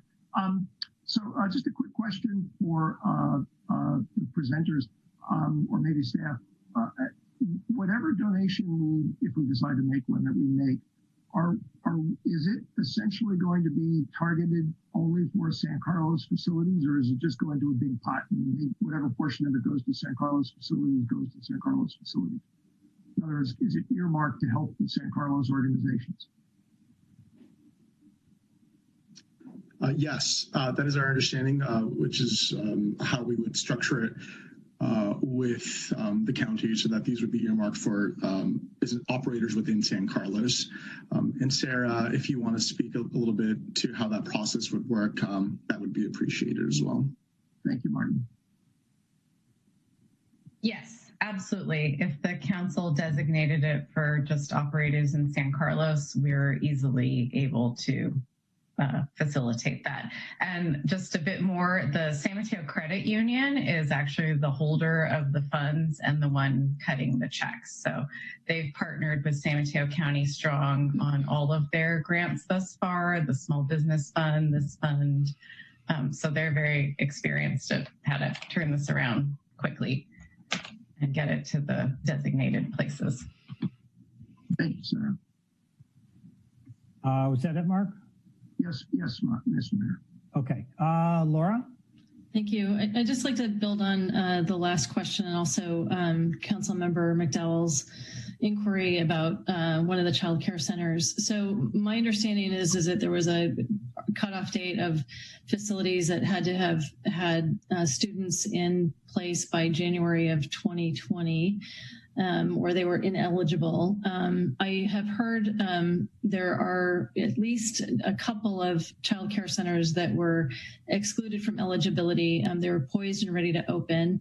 And, I understand the investment to open a child care center is significant. And the gap pre-pandemic, I think, was about 20,000 spaces. So in light of it just seems like it was a little bit arbitrary that the date of January 2020 was selected. And so In a similar fashion, if we were to make a contribution to this fund, I'm just wondering if there would be consideration given to relaxing that particular criteria. I did have a conversation with one of the supervisors recently, and they didn't seem to be aware of that specific requirement, but they were open to considering relaxing that. Thank you. Thanks, Laura. Sorry, I had to, my attention was diverted for a minute. And I don't know if maybe you asked this, but maybe Sarah, my question is, if we were to designate money only that we allocate only for San Carlos childcare facilities, does it affect what the county does in addition to that? Or is there any advantage to not designating it and having the county decide? Either way work out better for us? And Laura, I apologize if that was your question, but my attention was diverted. Yeah, my question had to do with whether or not there would be consideration for relaxing the criteria of that the center had to have been opened by January 2020. So that effectively cut off the 3-month period for childcare centers that were recently opened, where there was a intensive capital investment in order to get these childcare facilities open. That's a concern. I've heard that that has hurt a couple of childcare facilities that were new who were trying to address the gap pre-pandemic. And so what I'd like to do is, if the council is in favor of making a contribution to this child care relief fund, that there could be consideration to relaxing that particular criteria. So if any child care center was open prior to the shelter in place, could they be made eligible? They're under the same rent constraints as anybody else, and probably higher because their leases are probably newer, and there's a bigger outlay on a monthly basis. Okay. All right. At this point, I don't see any other hands raised. This is an item that I think we need to make a decision about. So, but I think your question, Laura's, can we get your question and Laura's question answered first before we move on? I'd love to just understand whether things are possible here. Yeah, me too. I'd like maybe Sarah could answer. Sure. Okay. So on the topic of the eligibility, so the intent was really to sustain the existing childcare infrastructure, knowing that we weren't going to have funds to address every single need in the county. So it really was targeted at existing childcare programs that have been in the community for many years and trying to make sure that they would survive the pandemic. So I do know that that is excluding those that were right on the cusp of opening, and that is it's a difficult, marker in time for sure. The guidance we had from the credit union, who has been administering all of the San Mateo County Strong funds, was that when they started trying to change the rules around the small business grants based on different funders' requirements, that it got very complicated and very messy. So their recommendation was to use the eligibility criteria that was set out from the beginning for the fund. But again, I think we will make it work if that is what we have to do. To the second point of whether you should, what are the advantages of contributing to the fund versus the city maybe making direct grants yourself. So right now the county is paying for the administration of the fund. So there are some administrative costs for the credit union, as well as the Community Equity Collaborative, who processed all of the applications and managed all of the scoring. So that administrative cost is being picked up by the county right now. If you were to run your own grant program, then you would need to just think about how you would process funds and process applications. So you wouldn't have the county apparatus that's already in place to take advantage of. Sarah, thank you for that clarification. All right. Laura, were you? Yeah, I just want to circle back around, because that's so what I'm hearing you say then, just to make sure I'm super clear, Sarah, is that if San Carlos were to donate to this child care relief fund and have special requirements that are unique to the existing criteria, then the county would not administer this through the credit union as they had for the San Mateo County Strong Fund. Is that? No, I think we would make it work, but the credit union was just, you know, they wanted me to discourage setting up different requirements based on different funders. So, but I think we'll make it work. Okay. All right. Thank you. All right. Okay. Well, I think we need a recommendation here. Yeah. So I'll go ahead and forward something for council's consideration. So in light of the history and the contributions that we've made to similar funds for other purposes, and you know, I believe that you know, the childcare infrastructure is an important bridge to our economic recovery and growth. And so I would suggest that if we look at maybe a $50,000 contribution and see how it goes with a couple of the caveats. So for example, designating it for San Carlos specific childcare centers or in-home, and also relaxing the criteria so that way if a childcare center had been open prior to shelter in place, I would feel more comfortable with that set of criteria for this appropriation. All right. How about support for that or not? Through the chair, I guess I'm just waiting to hear a motion. Yeah. Okay. Well, I'll put it in the form of a motion then. That we're still sort of discussing. I move to adopt resolution 2020-78. A resolution of the City Council of the City of San Carlos authorizing a contribution to the San Mateo County Child Care Relief Fund in the amount of $50,000 to be designated to San Carlos-based facilities that were open prior to the shelter-in-place emergency declaration. I'll second. I have a motion and a second. Any further discussion? I'd like to make a competing motion. Okay. I move to adopt resolution 2020-78, a resolution of the City Council of the City of San Carlos authorizing contribution to the San Mateo County Child Relief Fund in the amount of $250,000. And I will just mention as an aside that we could, not that I hope that we do, but we could actually approve 1,000 of those before we ran out of reserves. All right. I'm not hearing a second. Fair enough. Then it dies. Okay. So we have a motion. We have a second. Crystal, please call the roll. Councilmember Obert? I'm voting no because it's too little and we could have done more. Okay. Vice Mayor Parmer-Lohan? Yes. Councilmember Rack? Yes. Councilmember McDowell? Yes. And Mayor Collins? Yes. Okay, moving on to item 7B. This is a consideration of introducing the ordinance amending the San Carlos Municipal Code, section 15.04.080, Title 24, Part 6, California Energy Code with appendices, and section 15.04.125, Title 24, Part 11, California Green Building Standards Code, CalGreen, to meet greenhouse gas emissions reduction goals. All right, and we now are going to have Adam Lokar. Is that That's right? Lokar, close enough. Lokar, I'm sorry, Adam. Please No proceed. And Adam, if you don't mind, I just wanted to make a couple of quick comments before you launch into the formal presentation. This item was prepared rapidly.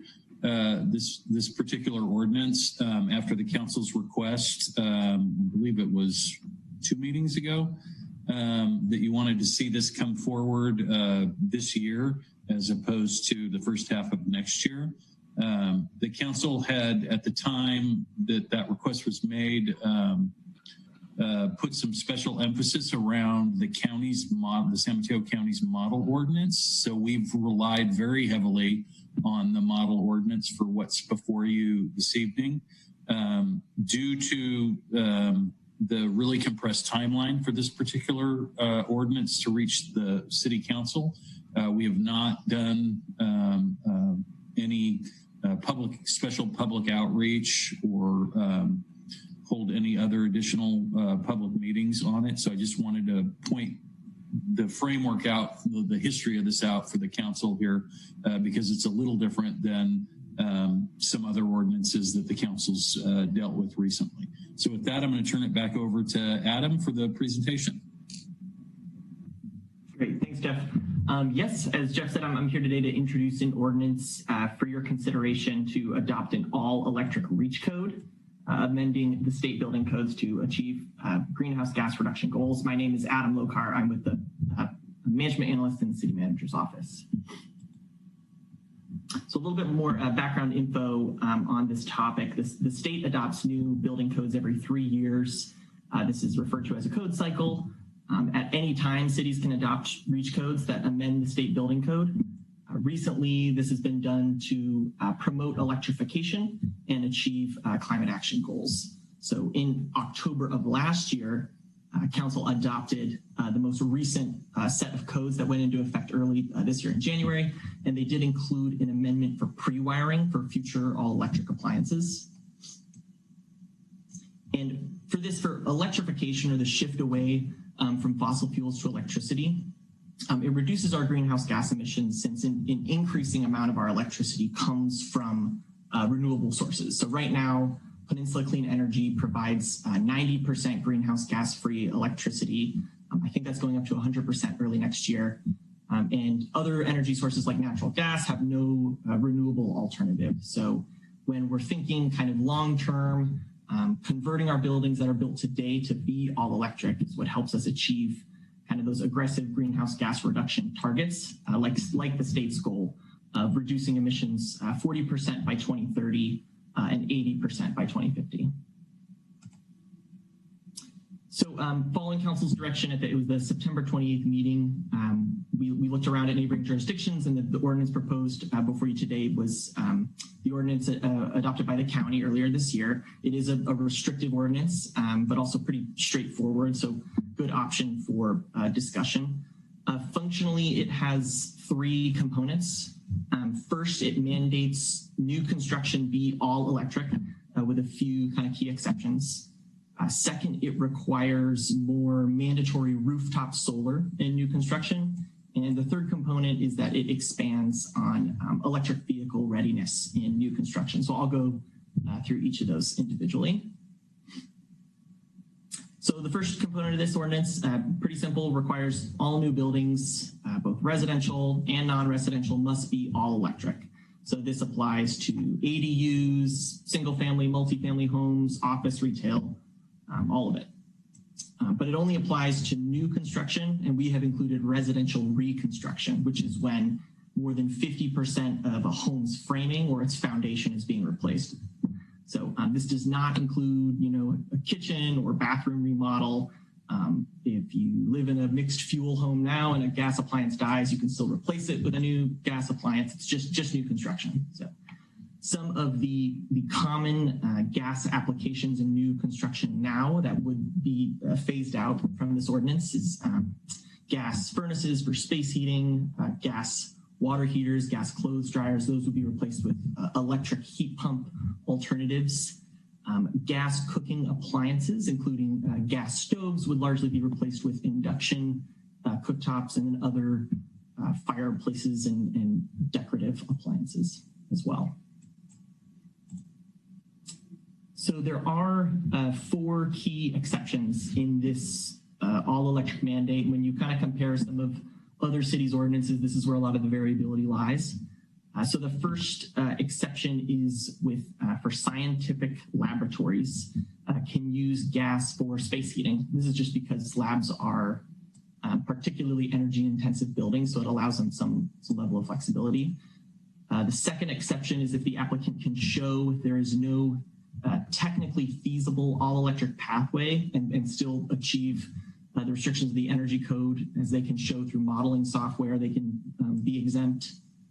The third exception is for basically restaurants and employee kitchens can use gas for cooking. This is many restaurants, certain cuisines need to cook on an open flame.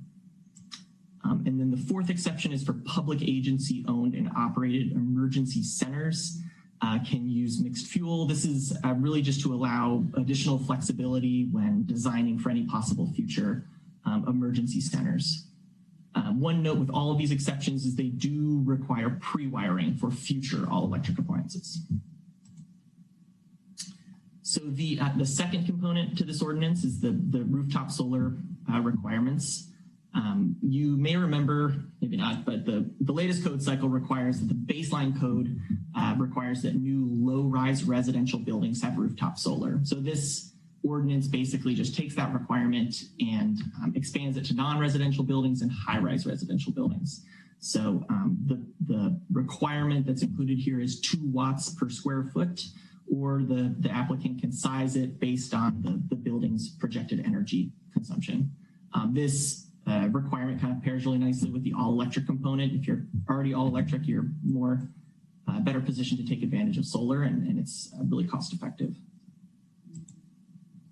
And then the third component of the ordinance expands EV charging readiness requirements. So I'm going to sift through a couple tables here. On the left column, you'll see is the building type. The middle column is what is included in the baseline state code right now. And then in the right column is what is proposed under the ordinance. So for right now, for single family and 2 family townhomes, the baseline code calls for 1 level 2 EV capable parking space per dwelling unit. Level 2 meaning 240 volts, like a dryer outlet, and EV capable means you have the panel capacity and the raceway installed, basically. So the proposed ordinance would take that and say 1 level 2 EV ready space. So basically pull the wires and install the outlet, the actual dryer outlet itself. And if there's a second space, it has to be level 1 EV ready. So functionally what this looks like, if you have a 2-car garage, 1 parking space has a dryer outlet, the other one has a regular 110-volt outlet. And ADUs are exempt from this portion. For multifamily buildings, the baseline code calls for 10% of the units to have level 2 EV capable charging. And again, the proposed ordinance would bump that 10% up to level 2 EV ready, so the actual outlets installed, and then additional 40% level 1 EV ready, which is just your standard 110-volt outlet. And then non-residential, the baseline code calls for 6% level 2 EV capable. The ordinance would break this out into office buildings and commercial buildings, with office buildings having level 2 electric vehicle service equipment installed. So chargers ready to go, 10% level 1 EV ready, and 30% EV capable or EV ready, depending on the applicant's plans. And then on the commercial side, it would be 6% level 2 electric vehicle service equipment already installed, ready to go, and 5% level 1 EV ready. So to touch on the cost impacts to new construction, both the building electrification and the solar mandatory solar components are amendments to the Energy Code, which require us to prove to the California Energy Commission that the amendments do not create a cost burden to developers or occupants. So therefore, there are numerous cost effectiveness studies that have been relied upon when drafting these policies. And what these studies conclude that on average in our climate zone, all electric new construction is the most cost effective way to build when taking all factors into account. On the EV readiness component of the ordinance, this is an amendment to the Green Building Code and therefore does not require us to prove cost effectiveness. This amendment does add upfront costs to new construction, but the economic justification for this amendment is that it is much cheaper to include this infrastructure during new construction than to retrofit a building at a later date. So just to take a look at some of the actions other jurisdictions in our area have taken, you'll see the proposed ordinance here kind of in bold towards the bottom. So this is not in an all-out gas ban, but we're doing our best here to stay consistent with some of the other ordinances that have been adopted in our region.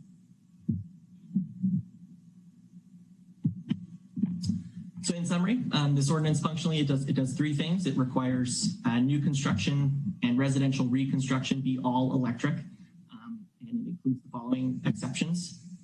It expands the mandatory solar requirement for to high-rise buildings and non-residential buildings, and it increases the EV readiness for new construction and residential reconstruction. So for council tonight, up for your consideration is introducing this ordinance and amending Title 24, Part 6 and Part 11 of the Building Code to meet greenhouse gas reduction goals. And with that, I'd be happy to take any of your questions. Joining me today are Chris Valley, our building official, Farhad Faramand of TRC Companies, and Rafael Reyes of Peninsula Clean Energy. All right, thank you, Adam. It looks like we have 4 members of the public who wish to speak. Crystal, you want to bring them in? Yes, let me go ahead and do that. Actually, we're up to 9. 10. Well, I said 4, now we're at 11. So that went rapidly. So we'll go ahead and start with Gail Gose, followed by Sharon Refdem. So Gail, you should be able to unmute yourself at this time.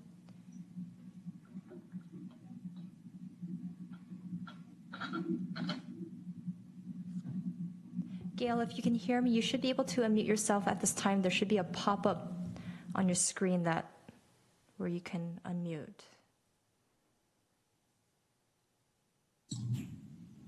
Is that working? Yes. Okay. I would like to support as strong a reach code as you can possibly consider. Also, I'm not really sure if you want to go with so many exemptions for gas. I just bought a new electric range and it's just as fast or just as quick in operation, bringing up the heat and everything as gas. So it would be too bad to let people build buildings and then have to tear out walls to put in electric later. So I think that should be part of the code, that they should build so that electric can be hooked up later without tearing out walls. And I guess that's all I have to say. I'm glad you're bringing this up and I hope you pass it. Thank you. Thank you, Gail. Before we go to the next speaker, we do have a lot of people who would like to speak. Normally, everybody gets about 2 minutes. I'm not going to impose a shorter time limit, but I would like everybody to keep in mind that there are a lot of people who want to speak. And so if you can say what you need to say briefly, that would be very much appreciated by all. Thank you. Okay. Our next speaker is Sharon Refdem, followed by Dashiell Leeds. So Sharon, you should be able to unmute yourself at this time. There you go. Good evening. My name is Sharon Refdem. I'm an architect and a resident of San Carlos. I strongly support the REACH code that you're considering tonight and hope that you will pass it tonight. That said, I have 3 recommendations to make. Number 1 is to eliminate the lab exception. There are many examples of all electric lab buildings. University of California now has an all electric new construction mandate that includes labs. And there's no reason to make an exception for this building type, especially for space heating. Number 2, eliminate the emergency services building exception. Included in the findings in the agenda package is an explanation of the dangers related to gas infrastructure during a seismic event. It is easily disrupted during a major event, long to come back online, and dangerous. Our firm is currently in the planning stages for an all-electric communications and emergency services command center in Santa Clara. No gas will be provided, and while code does require a diesel backup generator, the redundant backup system is likely to be a battery bank rather than a second generator. Number 3, clarify the language regarding residential reconstruction. I applaud that it's in the provision that you're planning, but the language needs to be spiffed up a bit to make it clear. This is the direction California building codes are going. However, local jurisdictions are in a unique position to make this happen sooner to improve the health and safety of their citizens, reduce carbon, and minimize the future impact of anticipated spikes in gas prices and the cost of dealing with related stranded assets. Thank you for considering this REACH code, and I hope that it'll pass. Thank you. Thank you, Sharon. Thank you, Sharon. Next up is Dashiell Leeds, followed by Kay Goforth. So Dashiell, you should be able to unmute yourself. There you go. Hello, my name is Dashiell Leeds. I'm the Conservation Assistant for the Sierra Club Loma Prieta chapter. Our chapter is in strong support of this REACH code. It's very close to San Mateo County's REACH code, which is an excellent code, and I believe it's also consistent with many of the other cities in our area. I'd also like to second Sharon's comments in favor of cleaning up the code and removing some of the exceptions, particularly exception 1 for laboratories and exception 4 for emergency centers. And I won't cover that too much. She already did a great job of explaining it. I think that an all-electric code is really sort of a win-win-win situation. You're, of course, reducing pollution by reducing the amount of gas pipelines to be existent in the future. You're also reducing the cost of new construction because when you don't build a gas line, you're actually saving a tremendous amount of money for that new structure. And lastly is you're greatly improving public health. Just by cooking for an hour with a gas stove, for example, we release levels of indoor air pollution in our homes that would be illegal if recorded outside by the EPA. We're talking carbon monoxide, nitrogen dioxide, formaldehyde, ultrafine particles. This is potentially cancer-causing, asthma-inducing stuff. I'd also like to point out on the cost front, California residential natural gas prices have increased 3 times faster than electricity prices from 2012 to 2018. And as California continues its transition off of natural gas, we expect this trend to accelerate. What this means is that gas lines are essentially stranded assets, and the shrinking gas user base will be burdened with the cost of maintaining that infrastructure. So I think it's really prudent on the city on many levels to not build any more new unnecessary stranded assets. And of course, from the climate perspective, we know climate change is real. It's one of the defining struggles of our time. And I think any new gas infrastructure that we allow to be built at this point would be a liability and a tragedy. Congratulations on an excellent code. I hope you improve it by a little bit, but I think you really have something amazing here. And thank you so much. All right. Thank you, Dashiell. Thank you, Dashiell. Sorry for butchering that name. No, it's okay. The I is silent. It's kind of confusing. Thank you. Next up, we have Kay Goforth, followed by Ellen Jacobs-Dooley. So, Ms. Goforth, you should be able to unmute. There you go. Hi, this is Kathleen Goforth. I'm really pleased that the council is pursuing an all-electric REACH code, and I think that the proposal the staff has put together is a good one. Using the San Mateo County model was a good choice. But I will echo the comments that you've already heard about the exceptions for laboratories and emergency centers. I don't think they are necessary. I've actually spent quite a bit of time trying to find out what the rationale was for those because they really didn't make any sense to me. What I heard in the staff presentation was that the only reason for the lab exception was that labs are particularly energy intensive. But what may not have been clear is that the electric alternatives, heat pumps, are at least an order of magnitude more efficient than gas combustion furnaces. So that increased energy intensity may not really require the flexibility. If there really is some reason why they absolutely would need to have an exception, I don't see why they shouldn't be subjected to the same requirement as is imposed for restaurants, where they have to make a demonstration of need. So I can't support the blanket exception.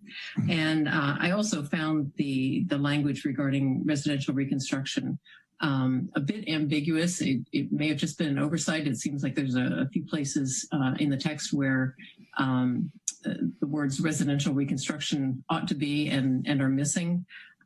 So I think that would be a relatively easy fix. I definitely support including residential reconstruction. I think that's an excellent component that the staff added to this, to the proposal. Thank you. Thank you, Kathleen. All right. Thank you, Kathleen. Next up is Ellen Jacobs-Dooley, followed by Terry Nagel. Ellen, you should be able to unmute at this time. There you go. Okay, great. Thank you, Mayor Collins, esteemed council members, staff, and Attorney Rubens. My name is Ellen Dooley. I'm a resident of San Carlos, and I want to really let you know how much I appreciate the way you've moved this topic of REACH codes forward.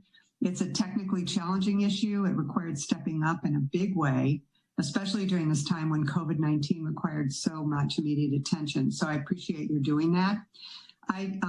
I won't go into everything that everybody else has. I felt strongly that the residential reconstruction component was really important since about 25% of our emissions come from buildings. And since California has set the goal of having an 80% reduction by 2050, we can't just do it with new construction alone. In addition to it being an environmental concern, you know, all the things that Daschle said about the indoor air quality makes it much more of a health concern as well. So I just endorse what everybody else said about the removal of exceptions 1 and 4. And I'm thinking if there's anything anybody else hasn't said and I can't see it. So I just really thank you. And I urge you to pass a strong REACH code. We don't want to have to modify it later. I've seen other cities. That's the other thing I want to say. Other cities have been a little cautious about some exceptions and then gone back and had to go through this whole process again. So I don't think we need to do that this time. Thank you very much. All right. Thank you, Ellen. Thank you. Okay. Next up is Terry Nagel, followed by Jennifer Kitt. So Terry, you should be able to unmute at this time. Hi, good evening, Mayor Collins and honorable council members. Thank you for this opportunity. I want to commend you on taking this opportunity to join the other 36+ cities and counties in the state that are passing REACH codes, and this is essential if we are to meet the state's goals.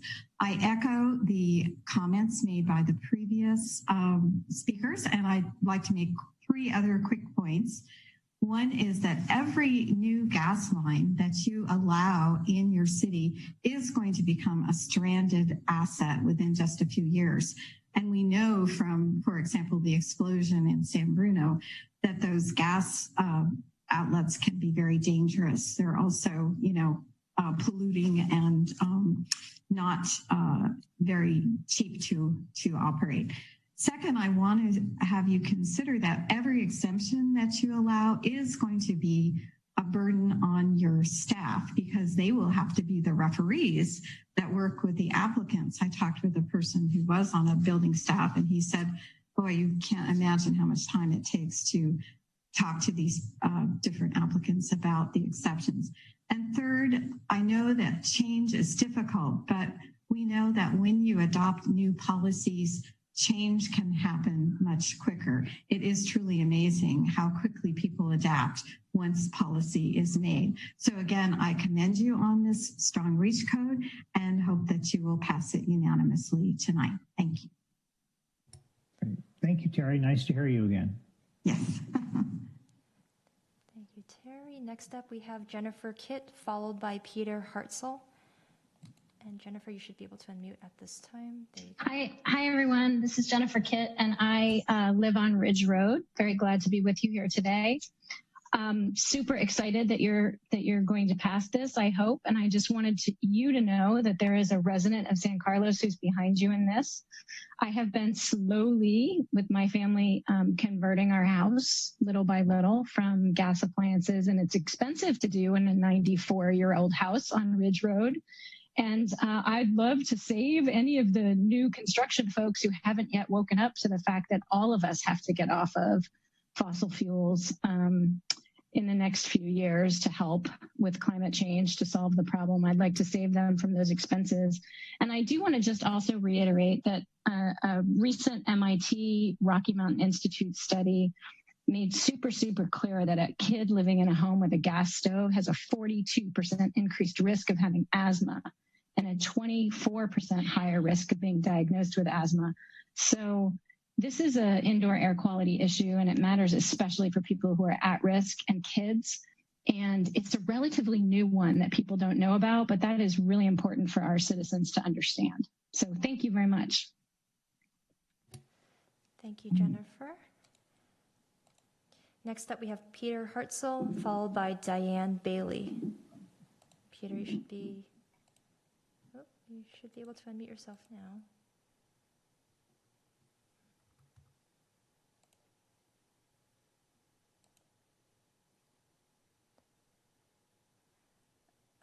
Okay. Peter, Did we lose Peter? There you go. Oh, no?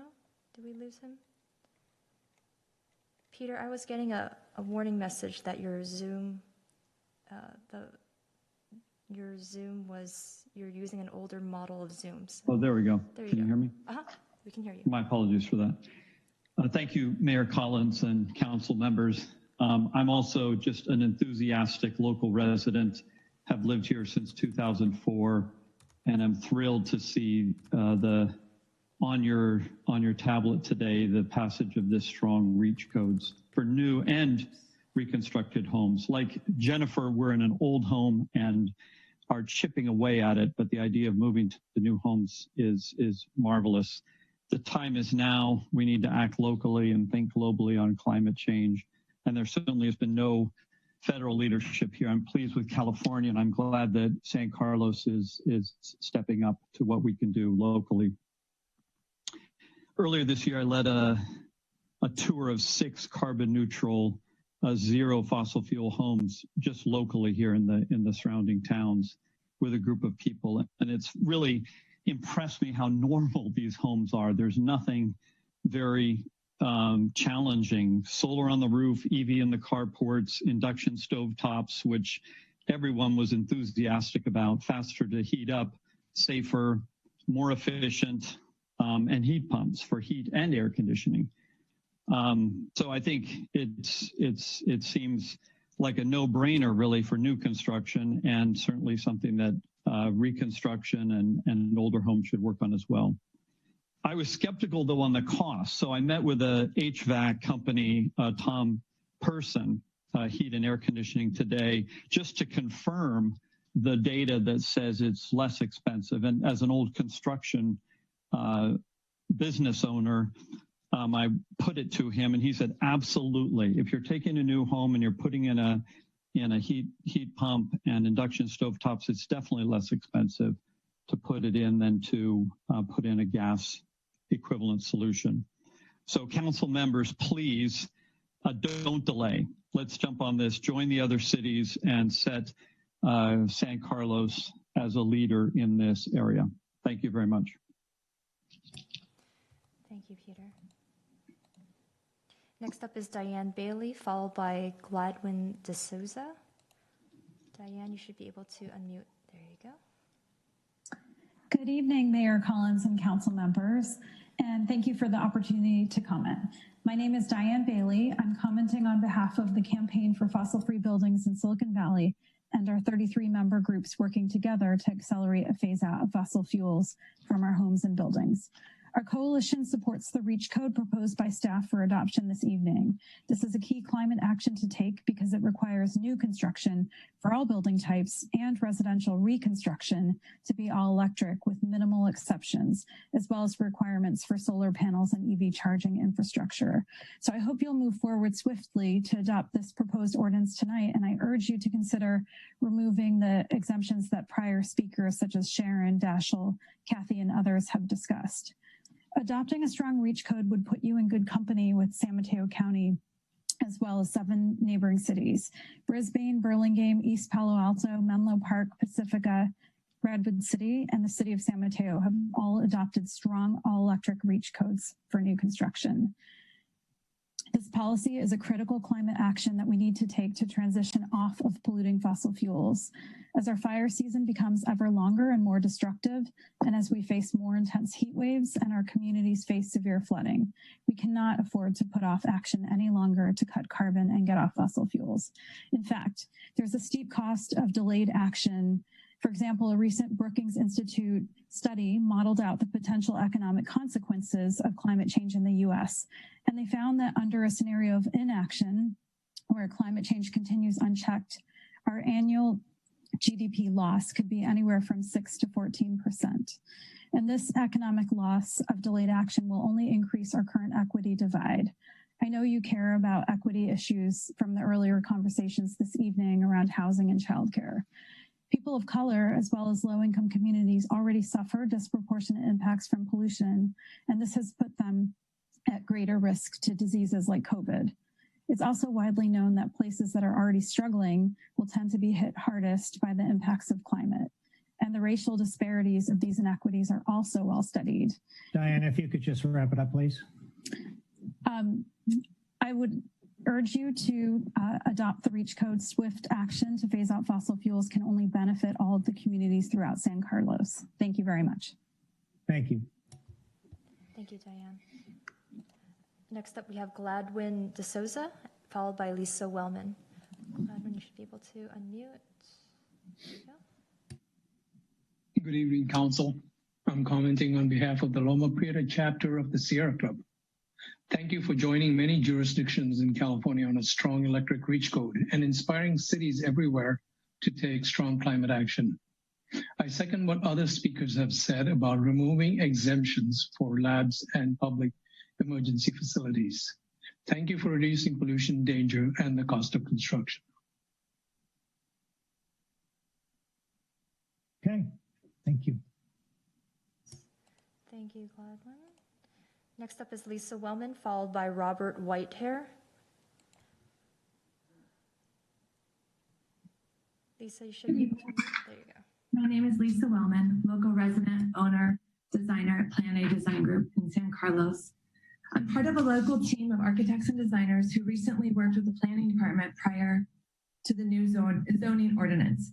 This team is interested in reviewing and commenting. However, we really weren't aware of the REACH code discussion, and it was before council tonight. It's been hard to stay on top of the changes with the city since we haven't been able to visit visit planners or building officials in person to learn about the REACH code. Here are a few of our concerns after briefly discussing today. One, the council moving quickly to vote on the REACH code. Limited outreach to local builders, designers, architects, homeowners currently building or considering a remodeling project, and the cost implications of the REACH code. Reconstruction versus new homes and triggering what exactly triggers the REACH code. Impact on ADUs and the additional affordable housing. Constant electricity shut off due to fire hazard. Energy backup walls will need to be significantly larger to power HVAC, water heating, cooking appliances that are fueled exclusively by electricity. Many single-family residential contractors have not yet become familiar in electric HVAC and water heaters. Today, in talking with a local Title 24 consultant, confirmed that the tankless water heaters will not be permitted under the current Title 24. And lastly, all heating, including water heater and space heating, will need to be with heat pump technology, which is not widely used currently. Thank you very much. Thank you, Lisa. Okay, next we have Robert Whitehair, followed by Christian Vesia. Robert, there you go. Honorable Mayor Collins, Vice Mayor Palmer Lohan, and members of the council, thank you for this opportunity to speak for you tonight. As a San Mateo resident who's now appeared on REACH codes in front of seven San Mateo County councils, thank you for allowing me to speak briefly about your excellent REACH code. Your proposal is the strongest so far of all the cities, and please adopt it with some recommended changes. I believe that the exception for commercial kitchens is not necessary, as there are now hundreds of commercial kitchens in California cooking with electric induction cooktops. Some examples of these restaurants include large chains such as Panda Express, all the restaurants in the international terminal at LAX, and a growing list of others. Induction cooktops are not the old electric coil stoves of yesteryear, the ones my wife and I cooked on when we got married 50 years ago, and which we hated. We now use all electric cooking, including induction cooktop, and we will never go back to gas. I want to mention my career as 17 years in the public sector in public works and 25 years in the private sector as a facility director. As someone in charge of major construction, I and my facility managers are always looking for every exception possible. I even was part of a course taught on facility management on how to get around city requirements. What's going to happen with your exceptions and your application process? People are going to try to find a way around it, and that's going to put a heavy burden on your staff, and it's going to make it very inconsistent across the board. The exceptions are not necessary. There are very viable alternatives, and the exceptions will become a burden on staff if enacted. Thank you for your time tonight. Thank you, Robert. Thank you, Robert. Next up is Christian Vesia, followed by Scott Shell. Hello, members of the City Council. This is Christian Vesia here. I want to thank the Council as well as city staff for both the opportunity to speak and the material that you brought to share on this particular REACH code. I think Adam Lokar did an excellent job of presenting the components of this and was very clear about the advantages. What strikes me is the range and the depth of the advantages of moving forward with something like this. Certainly mitigating climate change, it tops the list, but decreasing cost of construction for new construction, not tremendously touched on in the presentation, but brought up by a number of speakers, are the health and safety advantages, whether we're talking about within the home or within the community at large. So there are a lot of, I'm really encouraged to see the movement you've made on this issue, and also by the civic engagement and the number of people here to speak on this issue. So I'm a resident of San Carlos for now 18 years, and I'm just speaking up tonight to add my voice to urge the council to pass an all-electric REACH code. So thank you very much. Thank you, Christian. Thank you, Christian. Next up is Scott Shell, followed by Suzanne Emerson. Scott, you should be able to unmute. There you go. Good evening. Thank you all for your efforts and work on considering this code. I'm a principal with EHDD Architecture. We're 70 architects working all over the Bay Area. Personally, what I do is design science buildings and labs, and we've been designing all electric buildings for almost 20 years now. We found it to be a really robust and cost-effective solutions for our clients, and I don't understand why there's an exception for labs. One of our biggest clients is the University of California, and over a year ago, they mandated that all new construction not use gas. And to do that, as the University of California with 10 campuses and a bunch of medical centers, they had to do their homework. So they commissioned a detailed cost study, which you can find if you Google it, the UC Carbon Neutral Cost-Effective Study. And that study found that labs were actually cheaper to build and to operate all electric. So they'd save about over $3 a square foot to build, about 1% on life cycle costs. And that's consistent with our experience. So, you know, I understand why some people may request that those buildings have an exception. The labs are energy intensive and mechanical equipment intensive. They use about 4 times as much energy as an office building, and they've just got a lot more stuff, mechanical equipment in them. But that's also a reason not to give them an exception, because by 2045, we're supposed to be carbon neutral, and those buildings are going to then have to get retrofit when they're only 20 years old. That's like retrofitting a building built in the year 2000. It's just not cost effective, and it's not doing those owners a favor by giving them a break. So I'd encourage you to not pass that exception. Thank you. Scott. Thank you, Scott. Next, we have Suzanne Emerson, followed by Bruce Nagel. Suzanne, you should be able to unmute yourself at this time. Like to unmute. Am I unmuted now? Go. Yes, we can hear you. Thank you.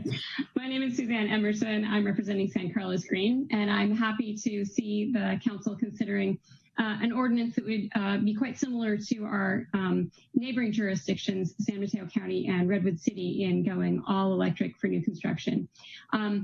My primary concern, based on my experience as a Greenpoint rater, where I've been doing tests, combustion safety testing and gas leakage testing, I find scary things.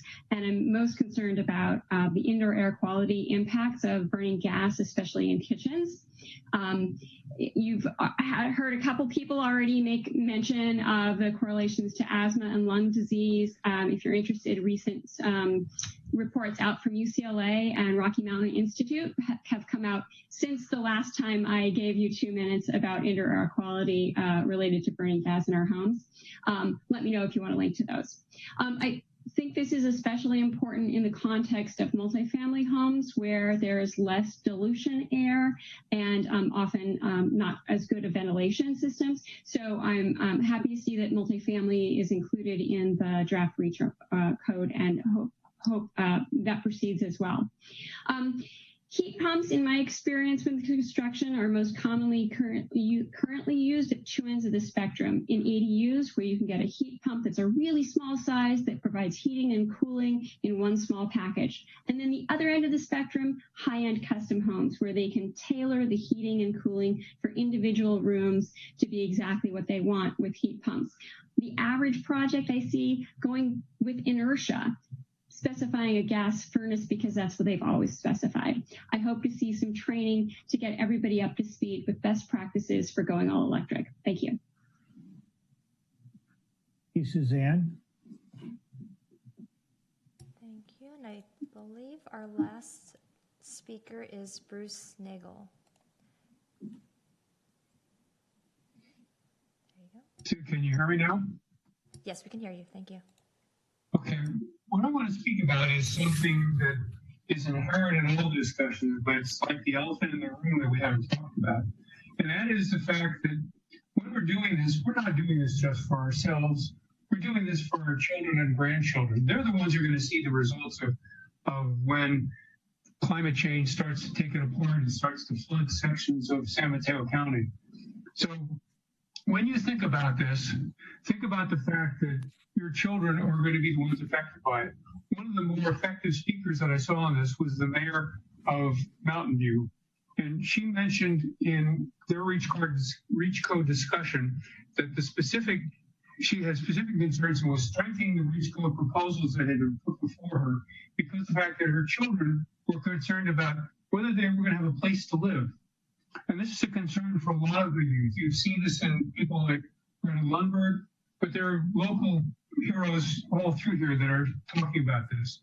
So when we think about this and think about how strong we're going to make this and whether we can eliminate some of these exceptions, think about the fact that this is for your children. So Christian spoke, I spoke. Were you on it? Yeah, I was. Oh, you just heard me talking. I'm good. Yeah, it was scintillating. Mark Olberts. Mr. Nagel? Yes, I'm finished. Somebody else is talking. Okay. Yeah, Crystal, I don't know where that's coming from. Yeah, I'm not. Peter Hartzell doesn't seem to be muted. Tara, what was that name? Peter Hartzell? Okay, he's muted now. All right. Thank you. Okay. My thanks to everyone who spoke. I was impressed with the level of background and education and knowledge about this topic that we heard. So thank you all. We're going to go now to questions from our council members. Adam, you're up first. Thank you, Mayor Collins. Just wanted to get all lower my hand and do all those things. Adam, thanks for the presentation, and I appreciate all the wonderful comments that came in. It's something I'm glad that we're considering this today. It's something I've been pushing for, and I'm glad it's in front of us. I did have a couple questions, and Adam, maybe for you, maybe for Chris as well. So let me just start with the timing of this. So and Greg may have a role in this. If we play it forward, so let's say we pass this today, and then the next meeting we sort of do a second reading of the ordinance. And I'm just wondering about the implementation time, because while I'm certainly supportive of the REACH code, there are homeowners who are sort of in the pipeline already submitted or certainly sort of close to do that. I don't want to also turn around and tell people, well, now go start from square one. You've spent $10,000 on a plan, and you're sort of ready to submit the plan. So, what's the timing look like for implementation? Is that something that you guys have looked at? I didn't see that in the proposal, in the ordinance. Yeah, we can hand this off to Chris if you can speak a little bit to that. Okay. Thank you, Adam, for the presentation. Chris Valley, building official. So the implementation of this is not clearly stated in the ordinance.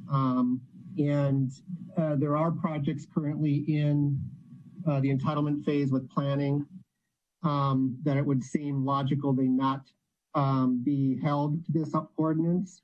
And then of course, when they apply to building, the same.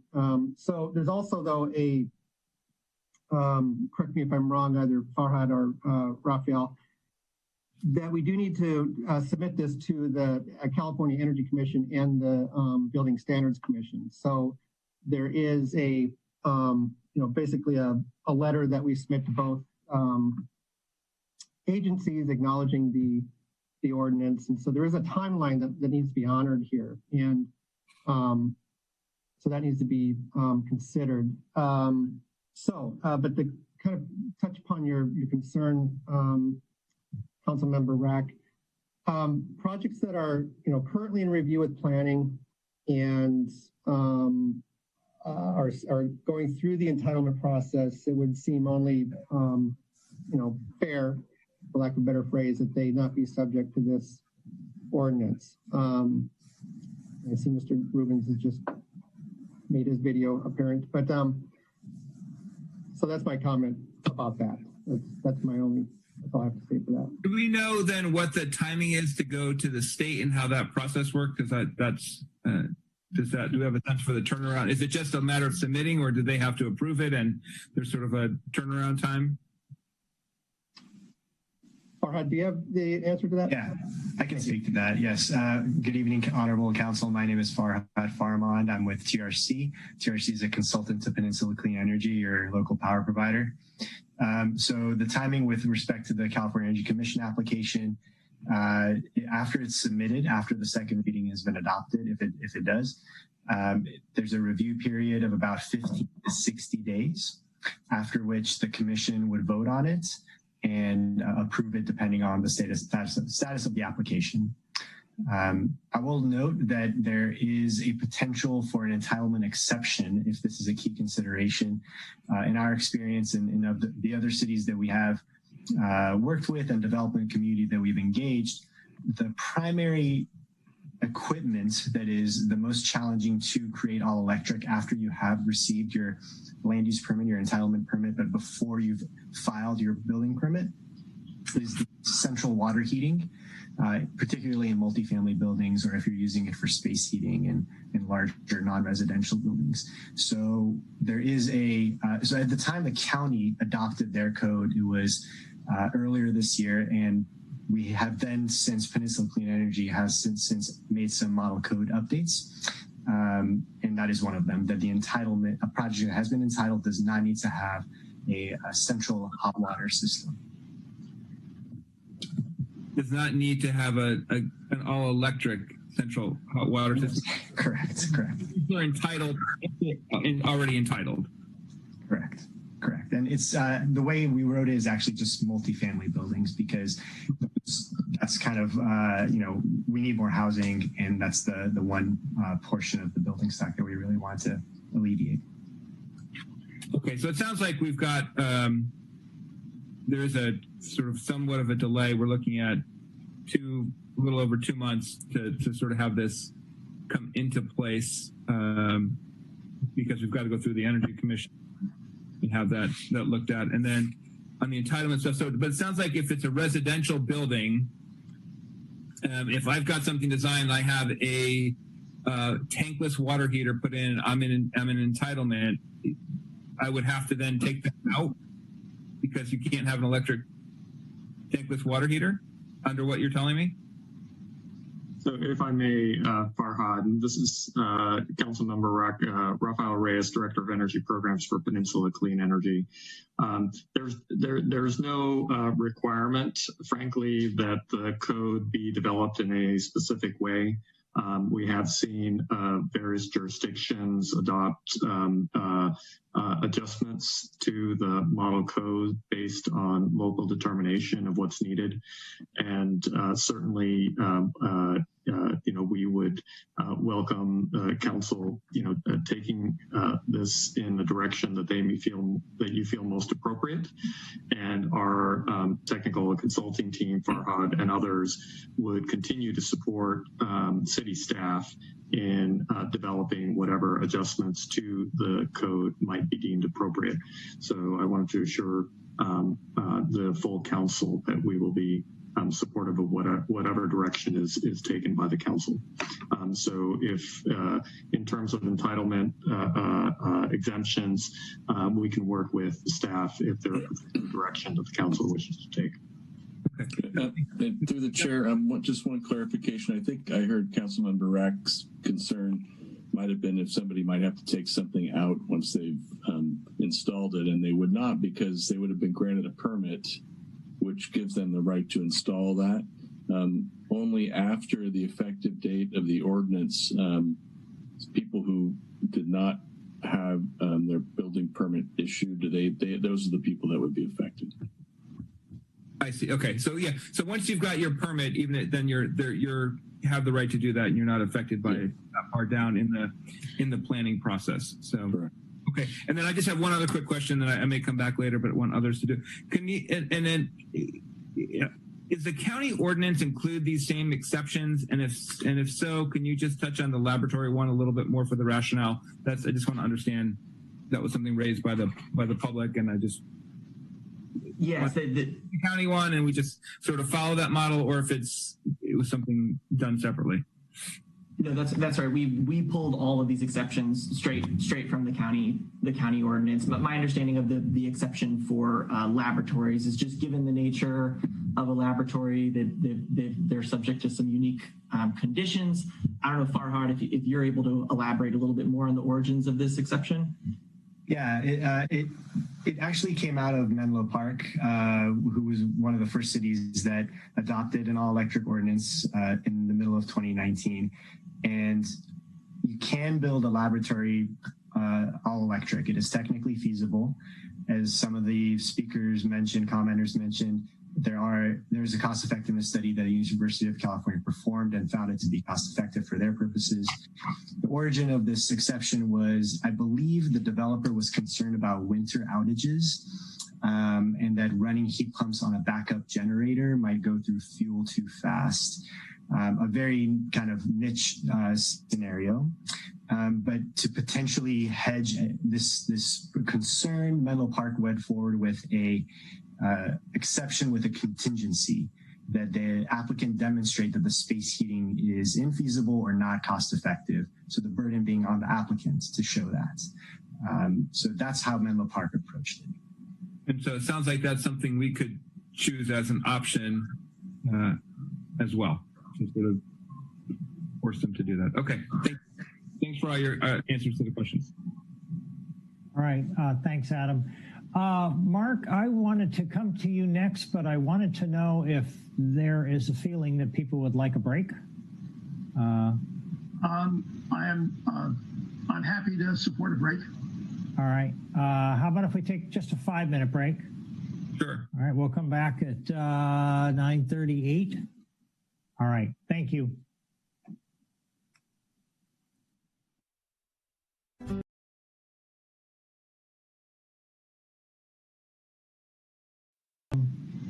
I didn't see Adam. That's why I was. Right here. Other Adam. The other Adam. I did see Adam Lokar. didn't see Adam Rack. Ron, I'm happy to get started whenever you. Yeah. Why don't you? Go ahead. Okay. You know, Adam he'll catch up. My first question actually is for Greg Rubens. I hope he's there. If not, no, you know what? I'll come back to that one at the end. question for Adam Lokar. I noticed in the proposal that for residential construction, both a level 2 and a level 1 charging system are required. And I was curious about that just because I had thought one of the benefits of a level 2 charger was because it's more powerful and charges cars more quickly, that except in unusual circumstances, one level 2 charger could in fact be adequate to support two typical usage electric vehicles. So I didn't understand what the need for the second level 1 charger was for. Yeah, and with that, I'm actually going to probably pass that off to Raphael because he has a lot more background on the origins of this requirement. Yeah. Thank you, Councilmember Olbert. In general, in a single-family residential setting or any residential setting, the charging is occurring overnight. And so the purpose of having two charging ports, if you will, is to ensure that households with two electric vehicles could have them both plugged in simultaneously. In general, level 1 is satisfactory for most needs, including especially plug-in hybrid. And here I speak from personal experience. We have one battery electric and one plug-in hybrid. Level 1 is very satisfactory for most of those cases. But in the case of larger battery electric vehicles, especially if you've gone longer distances, a level 2 is very convenient. So having both is highly advantageous, and the level 1 is just a standard outlet, and so it doesn't represent much, if any, actual change in what happens in a standard garage today. Okay, that last point is probably the most relevant one to what I was thinking, just because I've been researching getting a level 2 charger, and my understanding was that you could charge things quite a bit faster, like in 4 to 5 hours, not overnight. But the overnight thing is still an issue because you want to take advantage of the lower rates too. All right, well that addresses that question. Thank you, Greg. Since I see you back, I'm going to switch to the other question. When you and Adam Rack were talking about basically what happens in the transition phase if somebody has been in the process of getting a project approved and then we adopt new regulations, I thought, and maybe the rules for residential construction are different, I thought basically if the applicant had, even if they had just submitted a complete package, a package that was complete and ready for approval, that whatever the regulations that existed on the date of that submission, those are the ones that apply. So if like the following day, the council adopted some new rule about anything, it's like, that's okay, but the pre-existing rules apply, provided the application itself was complete, which would sort of mitigate, I think, some of the concern, but I want to make sure that's correct and I haven't misremembered something. Well, I think I think there's two different answers. Sometimes the approval, if it's from a planning perspective, the approval at the planning commission, for example, entitles someone to obtain a building permit based upon those approvals. Yes. But from a building code standpoint, the building code that exists at the time you're applying for the permit, I think generally is the one that you must comply with.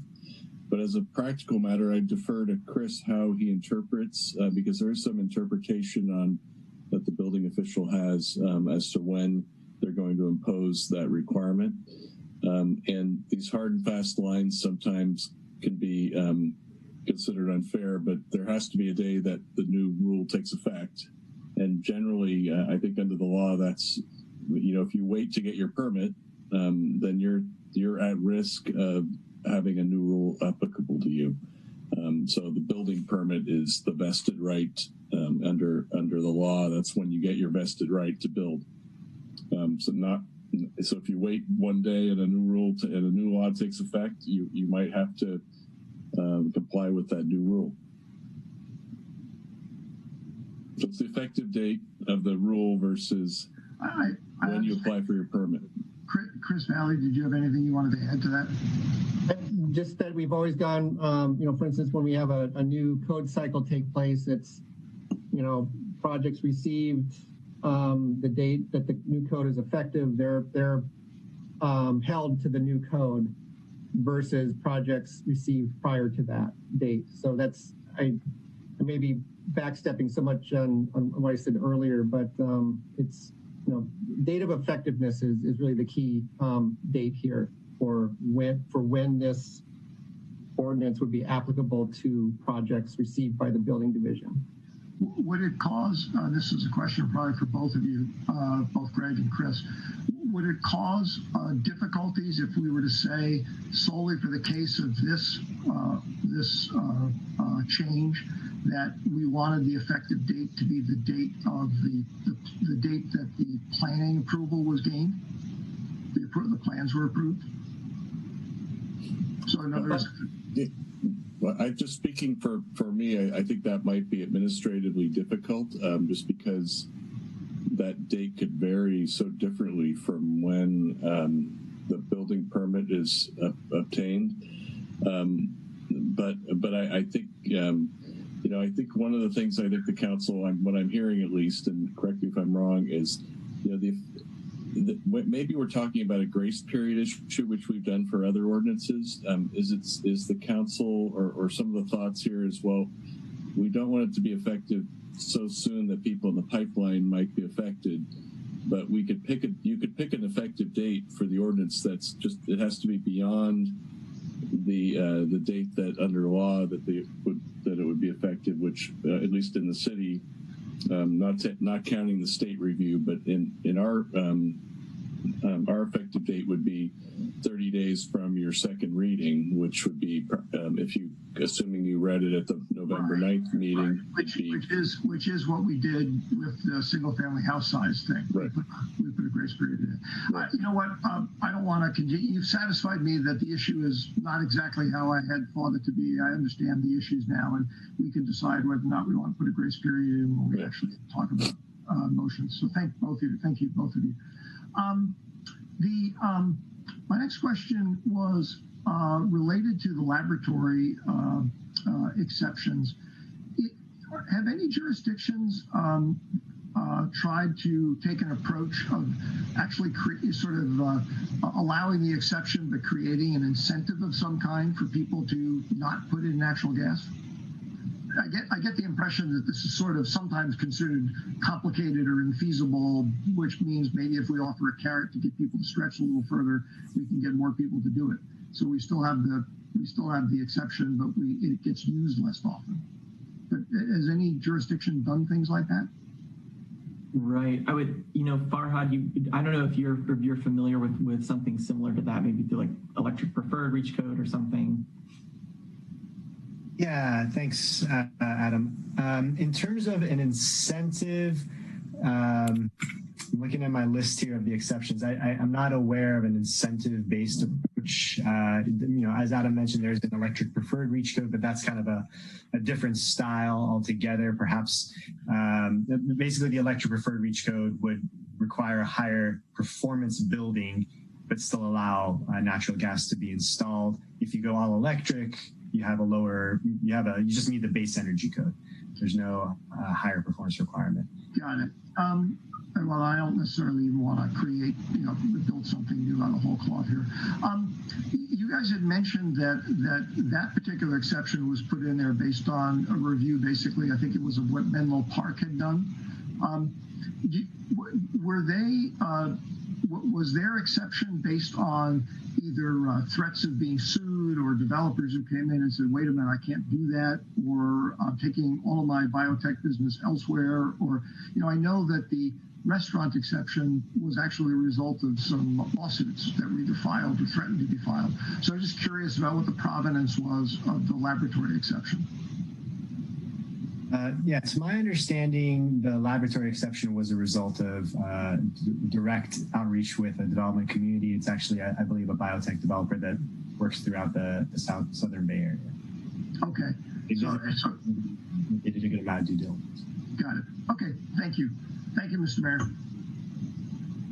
Thank you, Mark. Laura.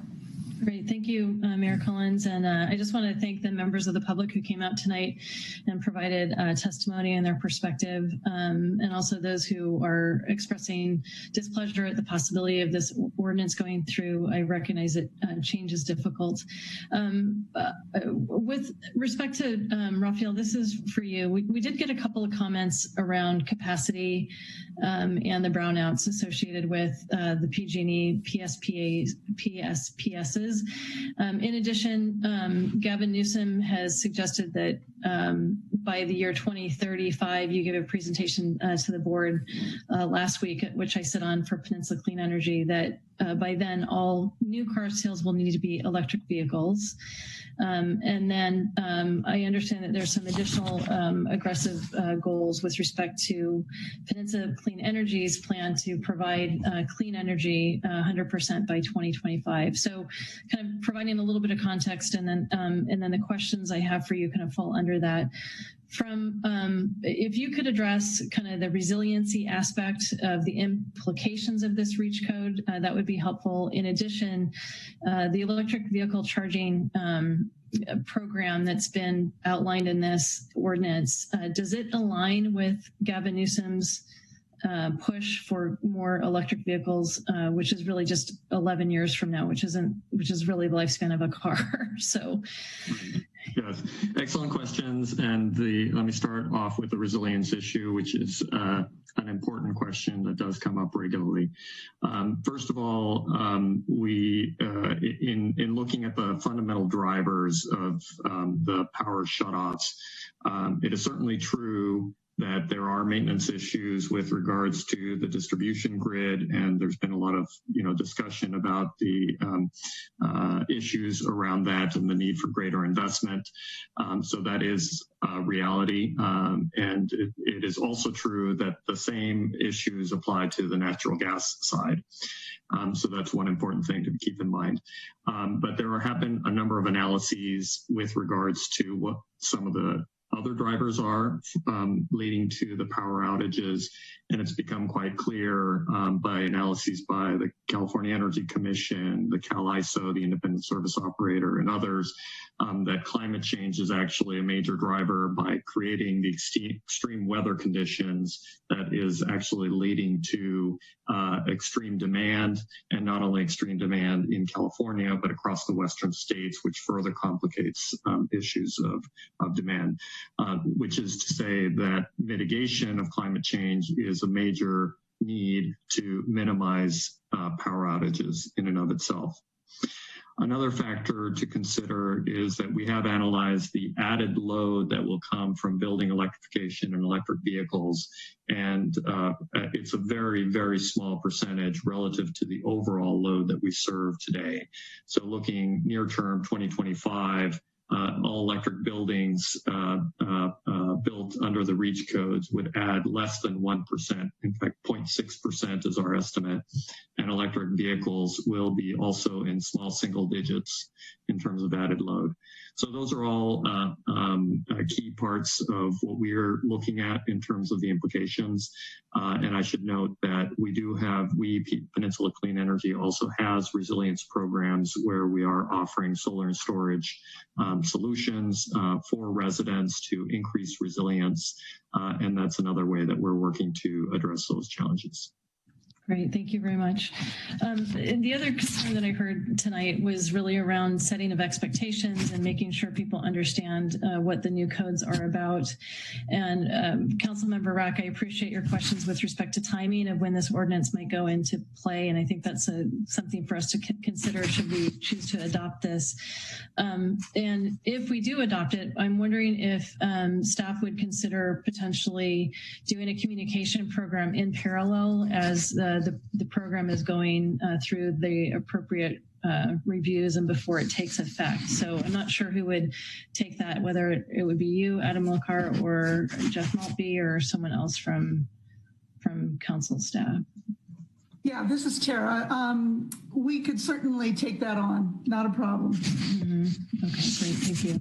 And then the other piece to this is, so I understand staff moved this through very quickly at the request of council, so I really appreciate that. And one area of concern, I do share the concerns with respect to the exceptions that were raised by the public this evening. So I'd like if we could further explore that. One area in particular that is of concern to me is around the exception for laboratories, since the bulk of the pipeline for East San Carlos is laboratories. And I did have an opportunity to talk to a facilities and lab operations professional today who works for a global biotech concern. And they advise that they, for most part, they use all electrical. So all of their equipment is running off of electric. If they need a flame, they bring in a little mini blowtorch. And as I understand it, the heating HVAC system is being migrated over to an electrical pump. And the reasons were cited was because it is more efficient. So I think from an exception standpoint, I would rather, given the volume of potential development that we have in that category, that we make that. I think there was something in the potential ordinance that that we don't make it an exemption, but we kind of put the onus on the builder to prove to us that they couldn't do their operations without gas, if that would make sense. So I'm not quite sure what the technical term is for the ordinance, but I really would like us to strongly consider removing that exception from this. In addition, I think clarification of residential reconstruction, I think would be helpful as well, because that was confusing to me when I read through this. And I haven't really heard from the restaurant community about the gas thing, but I think we were talking that would be new construction if that was the case. So. Yes. Chris, do you want to maybe provide some context on residential reconstruction? Yeah. And that only applies to the residential area, so that any requirements on restaurants would be at new construction. Sure. We actually have the true definition of residential reconstruction is under our adoption of the California Residential Code. It's been added as a definition, and I'm not sure if council was aware of that, but that's something that definition can be inserted into the ordinance for clarity, because it's only, I believe the ordinance only mentions residential reconstruction, but it doesn't provide the actual definition. Again, there was a timeline here with getting this together. So, but we do have a rather clear definition of residential reconstruction, but it's kind of nested underneath the adoption of the residential code. And briefly, it was brought in probably 12, 13 years ago to capture the projects that you've seen them around town. They're preserving one wall, and at the time they were just calling it a remodel, but we needed to address other things, code-related items with these projects. So we, through this definition, add it with respect to sprinklers and development fees, and now this. So, but we do have, at least in my opinion, a fairly clear definition of residential reconstruction already in the Muni Code, but it's just simply nested under a different code that we've adopted, that being the residential code. So Greg, that would be easy for us to make that modification to the ordinance. Is that correct? Yes, we could make that modification. We just needed, when we adopt, we can add that language to it before you adopt it. It's included in your motion tonight. Okay, great. And Chris, did you have any comment on looking at lab exceptions? I mean, that might be a little bit technical for us and might require some technical assistance on it, but what do you think? I believe the discussion of the lab exception does require some technical assistance. I'm not really prepared to offer a comment one way or another this evening. So that would require us obtaining some assistance. So we wouldn't be able probably to adopt this ordinance this year then. just because we only have 2 more meetings. Is that correct, Greg? Or could we go straight to adoption with some changes to the exceptions? Well, I think that what I'm hearing is that in order to study that and do the outreach to make sure that a change to change that part of the recommended ordinance, we need to have time to do that, and that would delay the adoption of the ordinance. That's what I'm hearing would be required. If the council's certain about the change that they want to make based upon information, they feel like they have enough information, that would be something that they'd have to include in the introduction tonight, and then it could be adopted with the change. But I'm not sure I'm hearing confidence from Chris about that right now. So, but could we not do it next meeting and then do a second ordinance, second reading, the second meeting in November? What has stopped us from that happening? I'm just thinking if we need to do some consultant work and get some expertise in to help us, that we can't do that in a couple of weeks. If I may, this may be pertinent to this conversation. The technical assistance that Peninsula Clean Energy is offering through TRC is available. So if you wish to choose, obviously, a different consultant, then that would be up to the city to pursue. But TRC is available to provide detailed technical assistance, as well as the $10,000 grant that is available for cities to cover any additional costs that they may incur. Okay, that's quite helpful. So we could probably get this back to you, Council, in a relatively short period of time. We would just have to hustle. So we would just continue this while the cleanup language was produced. Do I understand that correctly? Because of the Tara, just this first, Tara maybe want to speak to this too, but I think in order for us to get the advice of those consultants, that's what I would be recommending, is that we push the introduction to the 9th if the calendar and the agenda have space for it, to move it to the 9th so we can bring you the language that you're requesting after we've consulted with the experts about how to accomplish that. Yeah. Well, we also, there may be another item that on one of those upcoming agendas that could be backed up, if necessary. And I would think this would be fairly quick if we sort of can give good direction tonight. Yeah. I'm sorry. I'm not sure if Laura was done, and I apologize, Laura. We've been stepping all over your time. Hi, Laura. Yeah, no, this is exactly the discussion that I was hoping for. I want to, again, given what I know, I think to be able to benefit from Farhad's perspective on that and coming back on the 9th with it more spelled out. And I know that Sarah's got her hand up and probably has some comments, but that was, the laboratory piece was really important to me, as well as making sure that we're setting community expectations appropriately as we move into this transition, assuming the council adopts this evening. Thanks, Laura. Sarah, you've been patiently waiting. That's okay. It's all good questions. My grandfather used to say, do the job right or don't do it at all. So I support, doing extra research to make sure that we're getting this right. I have 3 questions. Chris, this is for you. As council members, we've received a lot of emails, but I'm wondering if you and staff have received much feedback from homeowners who have pulled permits, or architects or builders about the REACH codes. Have you heard anything? No, we have not. At least I have not.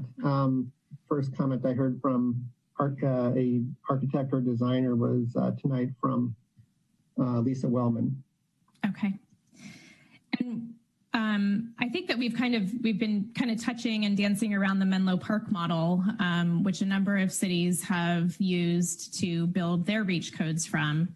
And I think that there's some, with third-party verification language for laboratory that, we could potentially use. Chris, I'm wondering what your opinion is of the Menlo Park model versus the county model. Well, the Menlo Park model offers a few more exceptions, which from what I've read are a little more residential friendly. When I say residential friendly, just they allow for cooking exception and decorative fireplaces based upon our chart here. So simply the Menlo Park ordinance does allow for a couple exceptions, perhaps based upon their community input that they've received. Mm-hmm. How do you think that model would play out in our community? How would it be received by people doing remodels? Well, remodels, I just want to clarify, the typical kitchen bathroom remodel don't fall under this ordinance, but let's just look at new homes and residential reconstruction. I think that those two exceptions would perhaps be well received by folks and property owners and developers building these homes. That's just my personal opinion, though. Mm-hmm. Okay, I'm glad you brought up reconstruction because I'm looking at the document right now, and the definition at the very top says a project will be considered residential reconstruction if the project at any time is uninhabitable. For example, if the project modifications provide no permanent kitchen or bathroom facilities.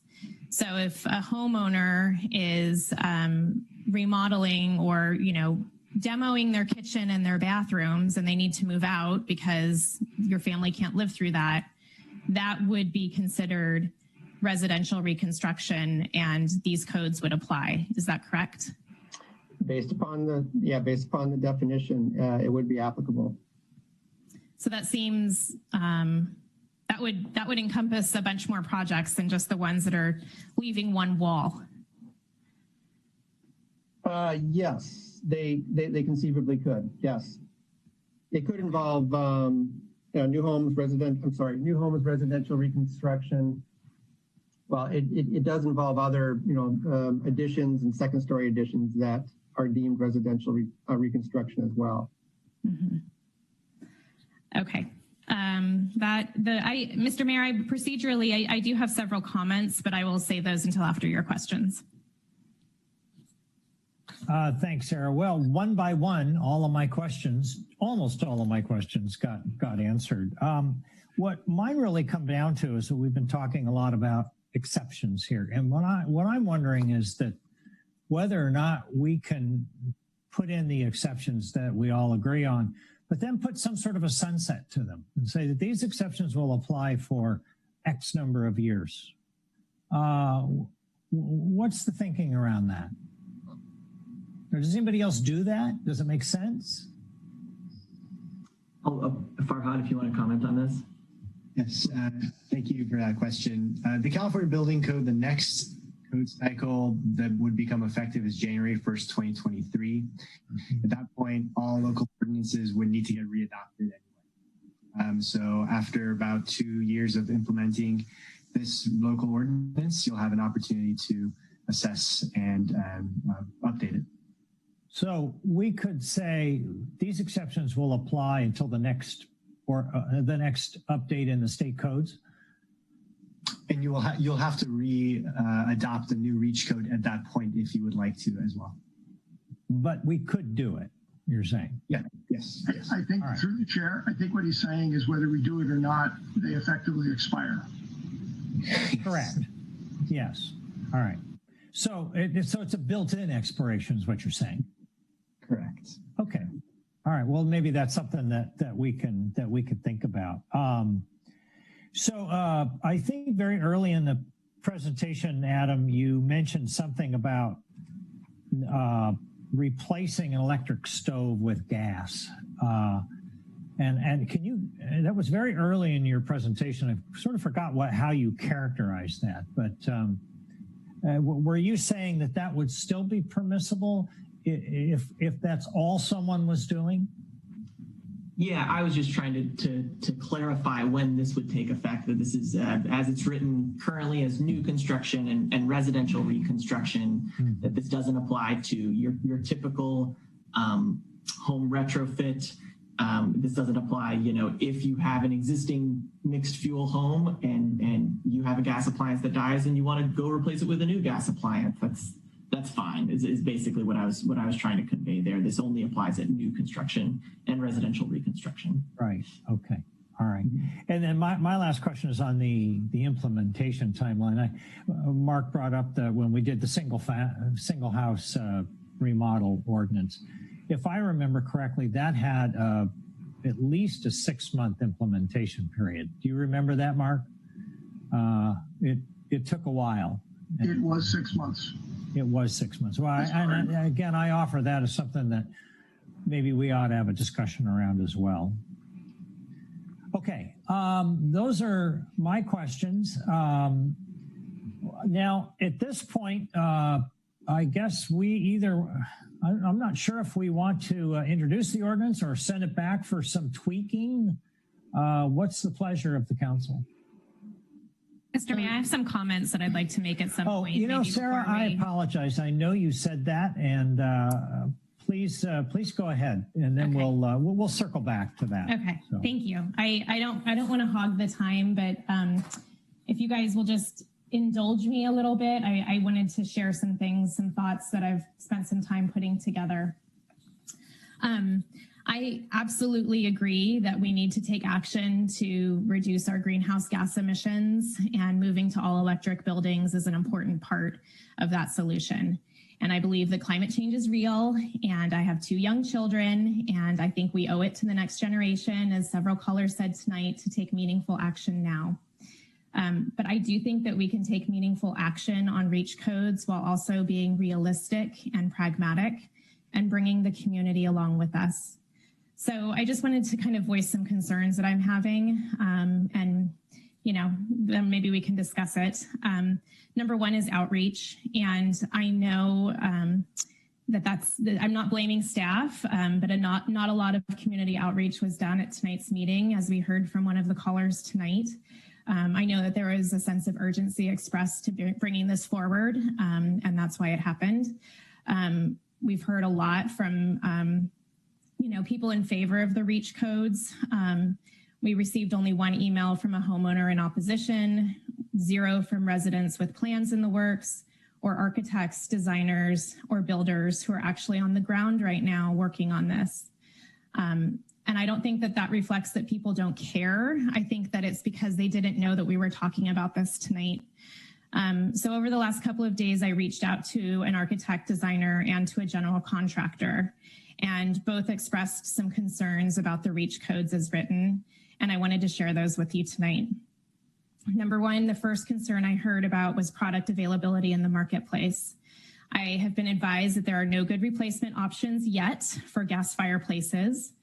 I have been told that tankless water heaters take longer to make hot water and require quite a bit of ampage. I've also just been informed that a Title 24 consultant said that tankless water heaters will not be permitted. So I think that there's some unknowns right now. I've also heard that a pool cannot be heated with electricity. You need to use solar for thermal heating. And if you use solar for your pool, then you have less to power your house. I was also told that solar won't keep a pool warm year round. And I was told a story today about a family that needs their pool for therapy and for a family member. And so they needed to go with gas. The availability in the marketplace of some electric appliances is just not there yet. And there's a feeling that the market has not quite caught up, and that the code should reflect the appliances that are widely available at a reasonable price in the marketplace now. The second concern that was touched on tonight was PG&E and power. And by moving to all electric, we are increasing the demand for power, but we are facing supply issues, and Raphael did touch on this. getting around that, you can install solar, but that can cost $20,000. Then you need a power wall to store the energy when the power is out. Those can cost $10,000 to $12,000. And I've been told one power wall will only power a fridge, a few lights, and a router, but not the furnace. So to have a whole house run off of power walls, you would need 3 or 4 at a cost of $50,000. And this cost is very prohibitive. Second, I learned today, if you go from a mixed fuel house to an all electric house, you have to transition from 200 amps to 400 amps. And a general contractor told me today it can take over a year to get PG&E to service a house for 400 amps. It can require a new transformer if the house is in the middle of the block. And PG&E can't give that ampage to every house on the street. So he felt that PG&E needs to do some significant infrastructure upgrades to increase, to accommodate this increase in power. And then third, builds on the conversation I had with Chris about reconstruction. And at this point, I'm just not comfortable applying REACH codes to reconstruction projects when they will include projects that where people are tearing out their kitchen and bathrooms, which many people do when they buy their house that hasn't been touched since the 1950s. And I think that if someone owns their home and they decide to demo and do that work, that their existing gas infrastructure should not all of a sudden be taken away from them. I agree that we should avoid building new gas infrastructure. So if a lot is scraped, then that seems like a more appropriate time for REACH codes to be imposed on residential. But saddling a young family trying to update their home with then having to move to all electric that they might not have been ready to switch out, as well as do the other upgrades in the REACH codes, I think for right now, that's a step too far. We have already mandated pre-wiring for electric appliances in residential. And so when the day comes that homeowners are transitioning away from gas appliances, it will be easy to switch out. Those are my concerns that I wanted to share tonight. I do support all electric and high-rise residential and non-residential construction, but I would like to study the Menlo Park model and look at their exemptions. I think that the pools is an interesting thing that maybe we should research more. I would love to hear more from general contractors and the architects and designers who are on the ground right now in San Carlos working on these projects. And I think that I like Laura's idea about the communications and outreach. So I will stop there. Thank you very much for indulging me with my comments. Wow. Thanks, Sarah. No, I thought that was excellent. Good food for thought. Laura? Thank you, Mayor Collins. Sarah, Councilmember McDowell, thank you for sharing your concerns. I think many good points. I'm just wondering, Raphael, you've been around, the whole journey of this, right? We initiated this dialogue in a study session last year at San Carlos City Council. Brought it forward for people to consider then. And I know that there's a lot more cities that have adopted. Could you maybe address some of what Sarah is sharing with us and kind of what your thoughts are on her proposal? Thank you.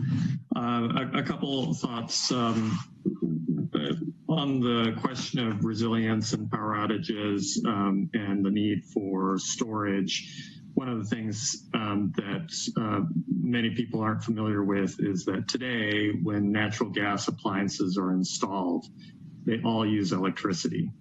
So your water heaters, furnaces, everything uses electricity, which means that if the electricity goes out, a natural gas appliance does not actually provide any added resilience. The one exception is that a stove can be manually lit. If it's a gas stove. So natural gas is also, in fact, more vulnerable for earthquakes, and it takes much longer for the distribution system to come back up. So there's a big difference in resilience where electricity actually provides you more opportunities for resilience. To the other technical questions, it is absolutely the case that today, if you contact a builder, most builders, contractors, designers are less familiar with all electric design. And one of the consequences of that is that there are often many assumptions based on current standard practices and also less familiarity with what products are on the market. One of the things that we have done is, in our consultation, and in fact, the overall REACH code process, which is now nearly 2 years in the running, it has included extensive outreach. And in fact, early on last year, over 300 participants in the workshops associated with them, and then many more in each jurisdiction where we've had in-depth discussion with local developers around those practices. But the point here is that there absolutely is a gap in terms of training and understanding, which is one of the reasons why we brought up a technical assistance program with leading edge developers to provide in-depth assistance where developers can, for free, bring to us specific building plans that they're working on and ask, well, how do I do this? And meet these codes in a way that's cost effective. And we're also doing contractor training as well.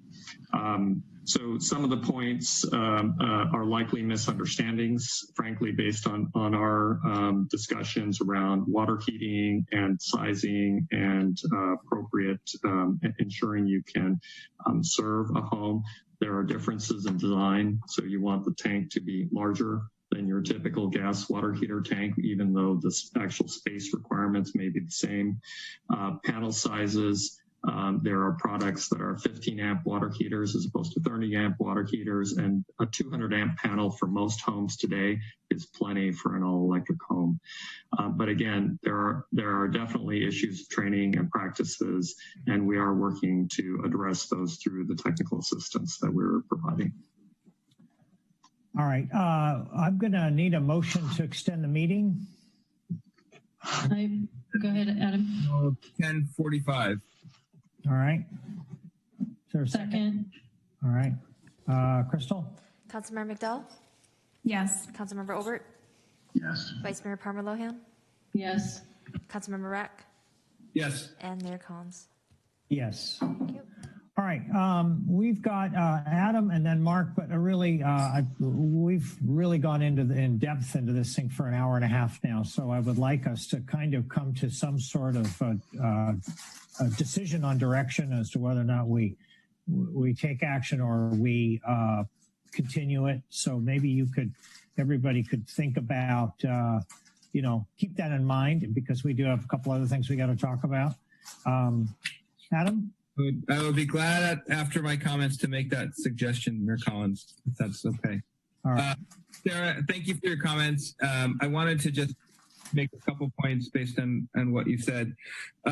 Number one, I understand that PG&E is in favor of getting rid of gas. They'd like to not be putting more gas in. So I've seen the letter and that's for their proposal. I certainly support getting a better definition on reconstruction, because I do feel like I don't want to penalize the person who is just remodeling their bathroom. I think there's got to be some balance on that. So that sort of is leading me down the path that we need to take a look at this and kind of get some better, spend a little more time around this. Or just doing a quick kitchen remodel. So I think we need a better, if someone's tearing down 3 walls or 2 walls and starting pretty much from scratch, then I think that's a different story. I will say, so I have power walls. I have 2 power walls. When we had the recent power outage, I could run, it was hot out, I could run air conditioning, the stove, the fridge. I ran everything for several hours without, any kind of, I still had plenty of power left in my power walls. So I don't think what you're hearing, at least from my experience, that you need 5 power walls to do this is necessarily true, based on my personal experience with this. So, I mean, and then I also, I think sometimes with, people who are in this business of construction and development, and with anything, people are slow to change, don't want to change. And I get that, and it's hard to do that, but I think that sometimes you need to change. And so, and I appreciate what you brought up about the pool, and I think there's areas that we need to do a little more research and exploration. So I would be comfortable saying, come back with this, the second meeting in November, let's do the research and get more data behind this. And then let's do this correctly, get some more public input around this. I think my impression when we wanted to get this started was I'd like to bring it up before the end of the year. It didn't necessarily mean to be right at this meeting. We had a little more time. So I just was concerned when the original proposal was we might get to it sort of in June of next year, from my perspective. So I'm happy waiting a month to get this done right and take a little more time around this. Thank you, Adam. I think the theme around this ought to be flexibility. We need to make sure we do this right and that we don't make some decisions that we're going to regret down the road and not do anything so quickly that we have to go back and redo it. All right. So, Mark, on to you. Yeah, thank you, Mr. Mayor. All I was going to suggest is something very similar to what Adam said at the end there. I think I would like to see, I would have no problem if somebody wanted to go ahead and make a motion tonight to adopt it as is or with some minor tweaks, but my preference would be to have staff go out and do additional research, specifically have some research done into the issues that Sarah and others identified as potential weak spots, and perhaps gather some more input directly from more developers. That might be something that Chris Valley could do or whatnot. So I like Adam's idea, and I would certainly, look to see this coming back at the second meeting in November. Okay. I'd like a little bit of feedback from staff. We haven't heard from Jeff. Jeff, what are your thoughts on this? Well, to be honest, I can't commit to being able to bring this back and accomplish these things by November, because for us, that means basically we have to be done and with all this. This is new research and new outreach, and we'd have to be finished with it in 3 weeks to be able to create the report to make that particular agenda. In fact, it would be 2.5 weeks. So I don't think that that's probably going to be very realistic for us to be able to accomplish. By the end of January, I think no problem, but the end of November doesn't seem feasible to me. Yeah, the old-fashioned, that old saying, haste makes waste. And one of you said earlier, we need to do this right. So maybe what we do at this point, I don't want to dictate to anybody. Is there anybody who wants to make a motion right now or suggest an alternative? I guess if I could just chime in here. One of the things that is facing our community is this development pipeline on the east side, right? So I know I think 2 meetings ago, we agreed to the path B, which would be kind of an exercise to understand the impact of the development. And I guess my question is, if we were to kick this down the road until January, what impact that would have on that particular process, right? Because in my mind, the biggest magnitude of electricity, what we heard this evening from Farhad, I think, was the fact that laboratories, or maybe it was one of the public who made a testimony about the fact that these laboratory facilities consume a great deal of energy, right? So if we think about overall impact in terms of our policies, it's really this new development that's coming to the east side. So if we delay this decision, are we losing an opportunity to have, a real impact? And if that's the case, then, do we, pull out the residential piece? Because Sarah, your concerns were largely around that aspect, but really the volume of new construction is going to be on the east side. The chair. Go ahead, Mark. Yeah, Laura, I just was curious. So, in terms of the east side construction, I'm trying to remember. Did you want to see the exception for laboratories removed or left in? I wanted it removed, and that they would have to basically prove that their project wouldn't be viable unless they had gas, right? My understanding from what everything I've read and heard is that laboratories are have for the most part moved to electrification. Okay. For all the reasons mentioned prior. Thank you. I was asking because I was going to propose making a motion, and we'll just see if anybody's interested in backing it. I'll say as a preface to the motion I'm going to make, I'm actually going to keep it very close to what staff had brought forward. I'm not going to carve out the residential stuff. Not that I don't think Sarah raised some reasonable points, but I think based on Raphael's response and based on my own experience and knowledge of the situation, I think most of those issues are in fact they are really the result of people not being familiar with it, and once they are aware of what needs to be done, the problems are not as difficult as they appear to be. So in any event, I move to introduce ordinance number 1567. 1567, an ordinance of the City Council of the City of San Carlos amending San Carlos Municipal Code Section 15.04.080 Title 24, Part 6, California Energy Code with appendices, and Section 15.04.125, Title 24, Part 11, California Green Building Standards Code, otherwise known as CalGreen, to meet greenhouse gas emission reduction goals, with, however, the exception for the laboratory gas usage exception eliminated. Is that reasonable, Greg? Did I carve that out okay? Yes, that's fine. Okay, so we'll see if anybody wants to second it and go from there. I'll second it. Okay, we have a motion and a second. Any other discussion? Mr. Mayor, I guess I will, I'm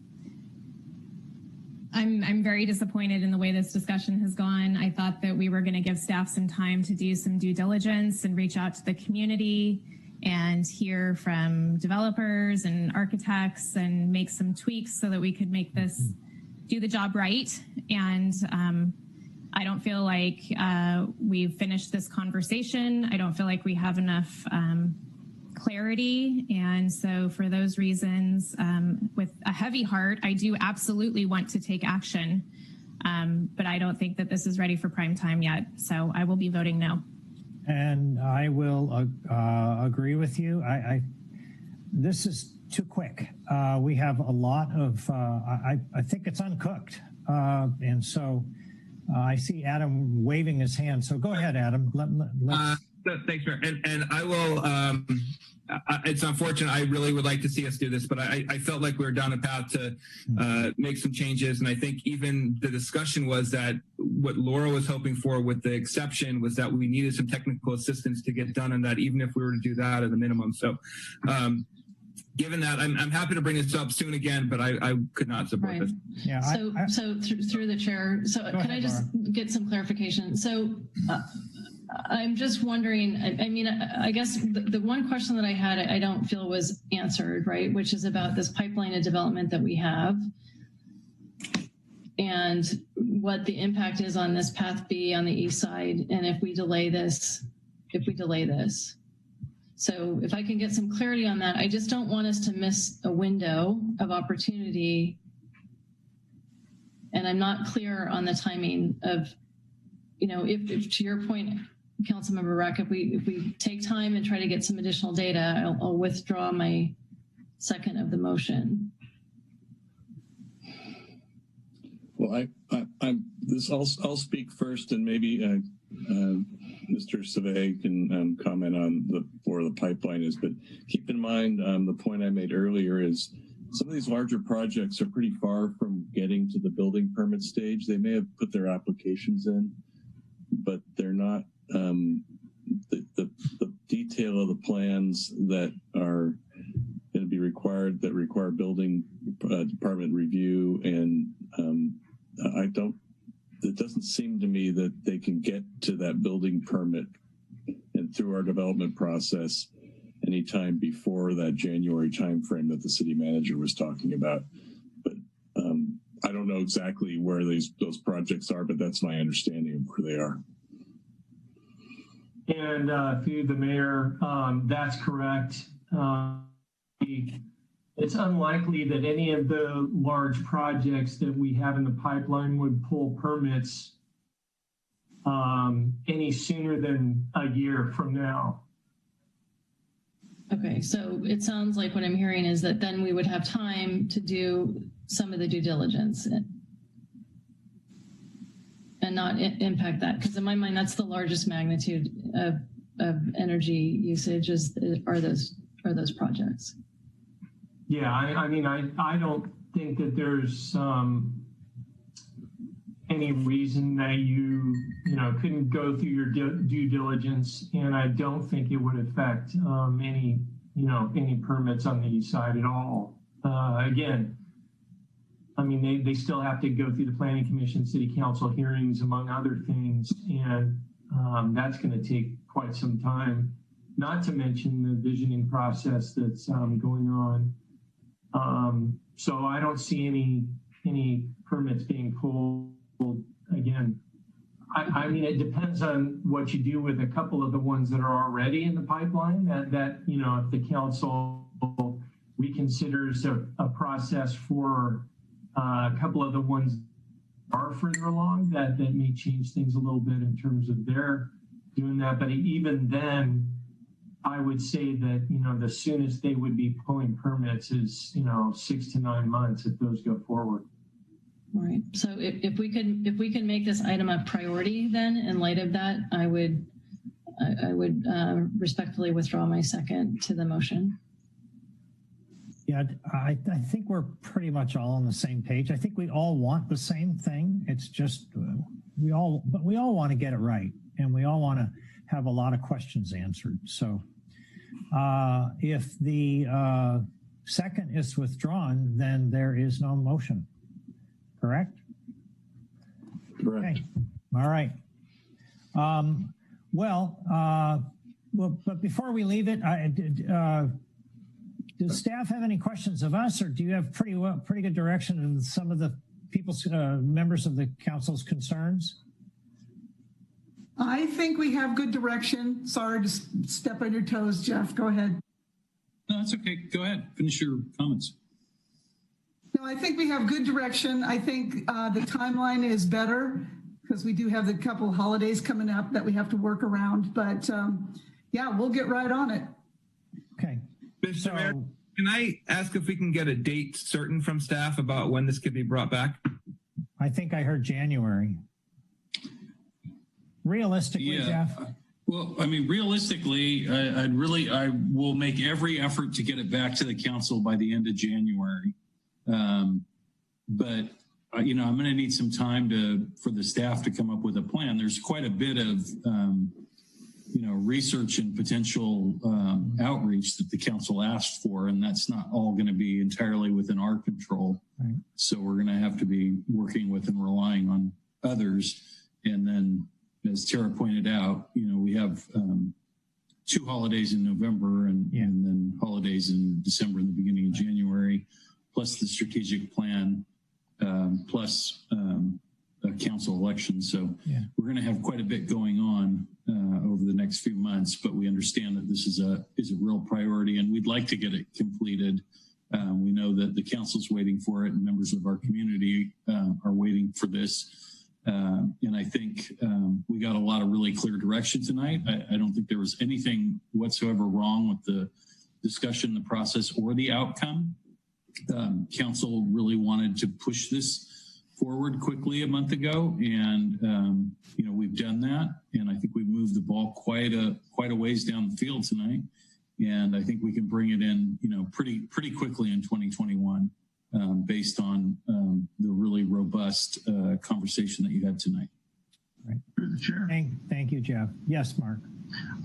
I just wanted to suggest that as staff is developing its plan, one of the things that I think would be worth careful consideration is I would be shocked if almost all, probably even the biotech related stuff, those questions too, weren't surfaced and addressed in one form or another by some of the other jurisdictions that have adopted these REACH codes. We're hardly the first city to be considering this. and certainly not even the first city that has biotech companies in it and lots of residential construction going on. So we can afford to learn from the experience of others, not only from their experience, but from the research that they've done. I don't think at all, we don't need to reinvent the wheel if somebody else has already built the wheel for us. So to the extent you can find answers to the questions already available from other jurisdictions, I think that would be fine to bring that forward so you can keep to the timetable. Yeah, we've got a new council member, at least one new council member coming on board. We've got we have a holiday season. It's not really fair to staff, I think, to ask them to put the pressure on them with all these holidays coming up to come up with something. And we want to get this right. I want this to be a model for the rest of the county and possibly the state. So I don't have a problem with bringing it back in January. And if staff says in middle of January, we're going to need one more meeting, I'm going to be inclined to give it to them, because if we don't get this right, then we live with those consequences. I agree with all that, but it's a little odd to look to try and be developing a model when you're one of the last people to adopt it. Well, that's the argument you make when you're going out first. True, but things evolve. Things evolve, and we may be evolving. So through the chair. Yes. I just want to thank everybody for this discussion. I know this is really hard, and I know that it is very technical, and I appreciate that. And I also recognize and appreciate the sense of urgency that I think the community feels with this. I think the recent wildfires, really have underscored our need to make significant change. And I really appreciate everyone's participation and viewpoints tonight. And I thank you for your willingness to continue this discussion and make it a priority as we move forward. Mr. Mayor, I move to extend the meeting to 11 o'clock. All right. I was just going to ask. So I'll second. Keep your mind. Roll call. Vice Mayor Parma Lohan? Yes. Councilmember Rack? Yes. Councilmember Obert? Yes. Councilmember McDowell? Yes. And Mayor Collins? Yes. Thank you. All right. Let's move on to 7C, consideration of introducing an ordinance amending Municipal Code Chapter 2.24 commissions. Okay, Council, this would be me. Would be Crystal. Yes. I'll make this quick. So Council recently adopted Resolution 2020-62, updating the Commissioner's Handbook. And currently there's a section in our municipal code that conflicts with those updates. So staff is proposing that that section of the code be updated to refer to the Commissioner's Handbook so that the handbook serves as the operative document. Additionally, as it stands now, Section 2.24.020 of the code can be interpreted that a vacancy on the alternate member seat is required to be filled. So staff would like to take this opportunity to update the code to clarify that council may appoint an alternate member as they see fit. So that concludes my comments. I'm happy to answer any questions that you may have. I'm not seeing any questions or comments from the public. Is there a motion? Mr. Mayor, I move to introduce ordinance number 1567. An ordinance of the City Council of the City of San Carlos amending Municipal Code Chapter 2.24 City Commissions. All right, we have a motion and a I'll second. Did I just jump all over that? Who seconded it? I'm sorry. Sarah. Okay, sorry. I was just assuming it was being seconded. Roll call, please. Councilmember Rack? Yes. Vice Mayor Parma Lohan? Yes. Councilmember McDowell? Yes. Councilmember Obert? Yes. And Mayor Collins? Yes. Okay, so let's move on to council communications and announcements. Council members' reports on subcommittees, regional boards, commissions, and committees. Mark. Thank you, Mr. Mayor. I have very brief, I'm going to go through it even faster than I expected to, little presentation to make on some work I did. Crystal, can you let me run it, or do you want to run it? You should have access to sharing your screen. So if I do, how do I share my screen? Steve, it should have a share button on the bottom of your screen. I see it. Yes, share my screen. And I'm going to share the screen.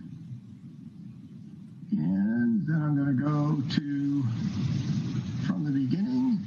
There we go. You guys can see that, right? Yes. Okay, good. I posted a highly unscientific and informal poll on various social media platforms, basically asking folks how they were using Laurel Street or downtown before and after the pandemic. And this is basically to show you the results of what I got. Again, not scientific, more than anecdotal, just because there were about 106 people that replied. 96 of them lived in San Carlos, 10 of them work here, so that's basically, you're looking primarily at San Carlos residents. The pairs of bars here, the green ones are showing you pre-pandemic, how often they use downtown Laurel Street.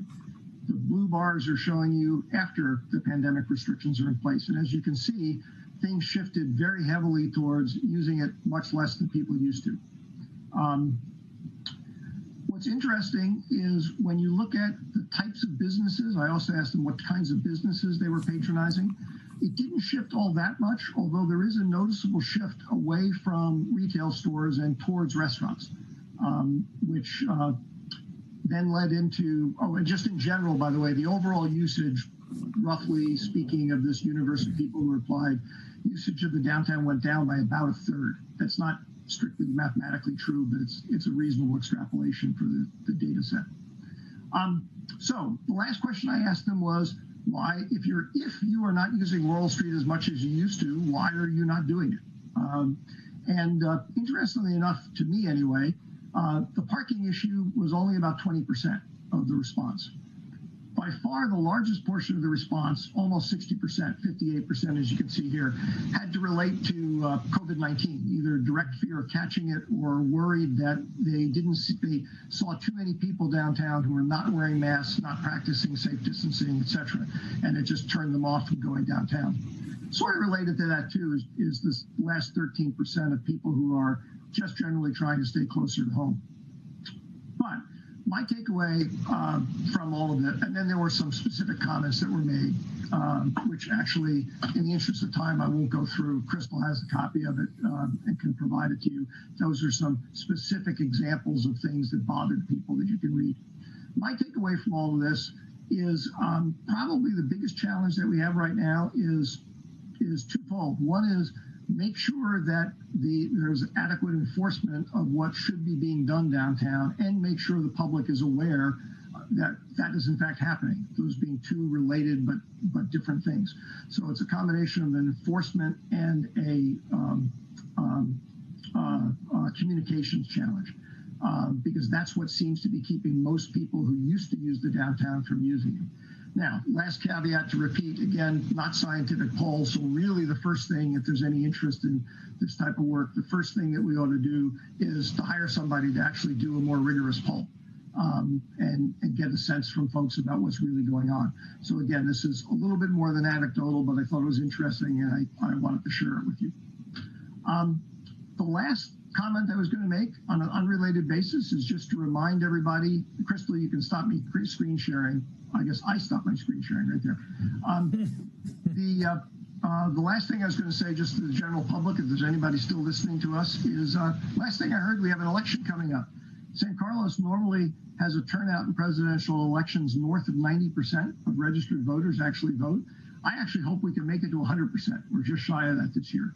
So, please remember to vote.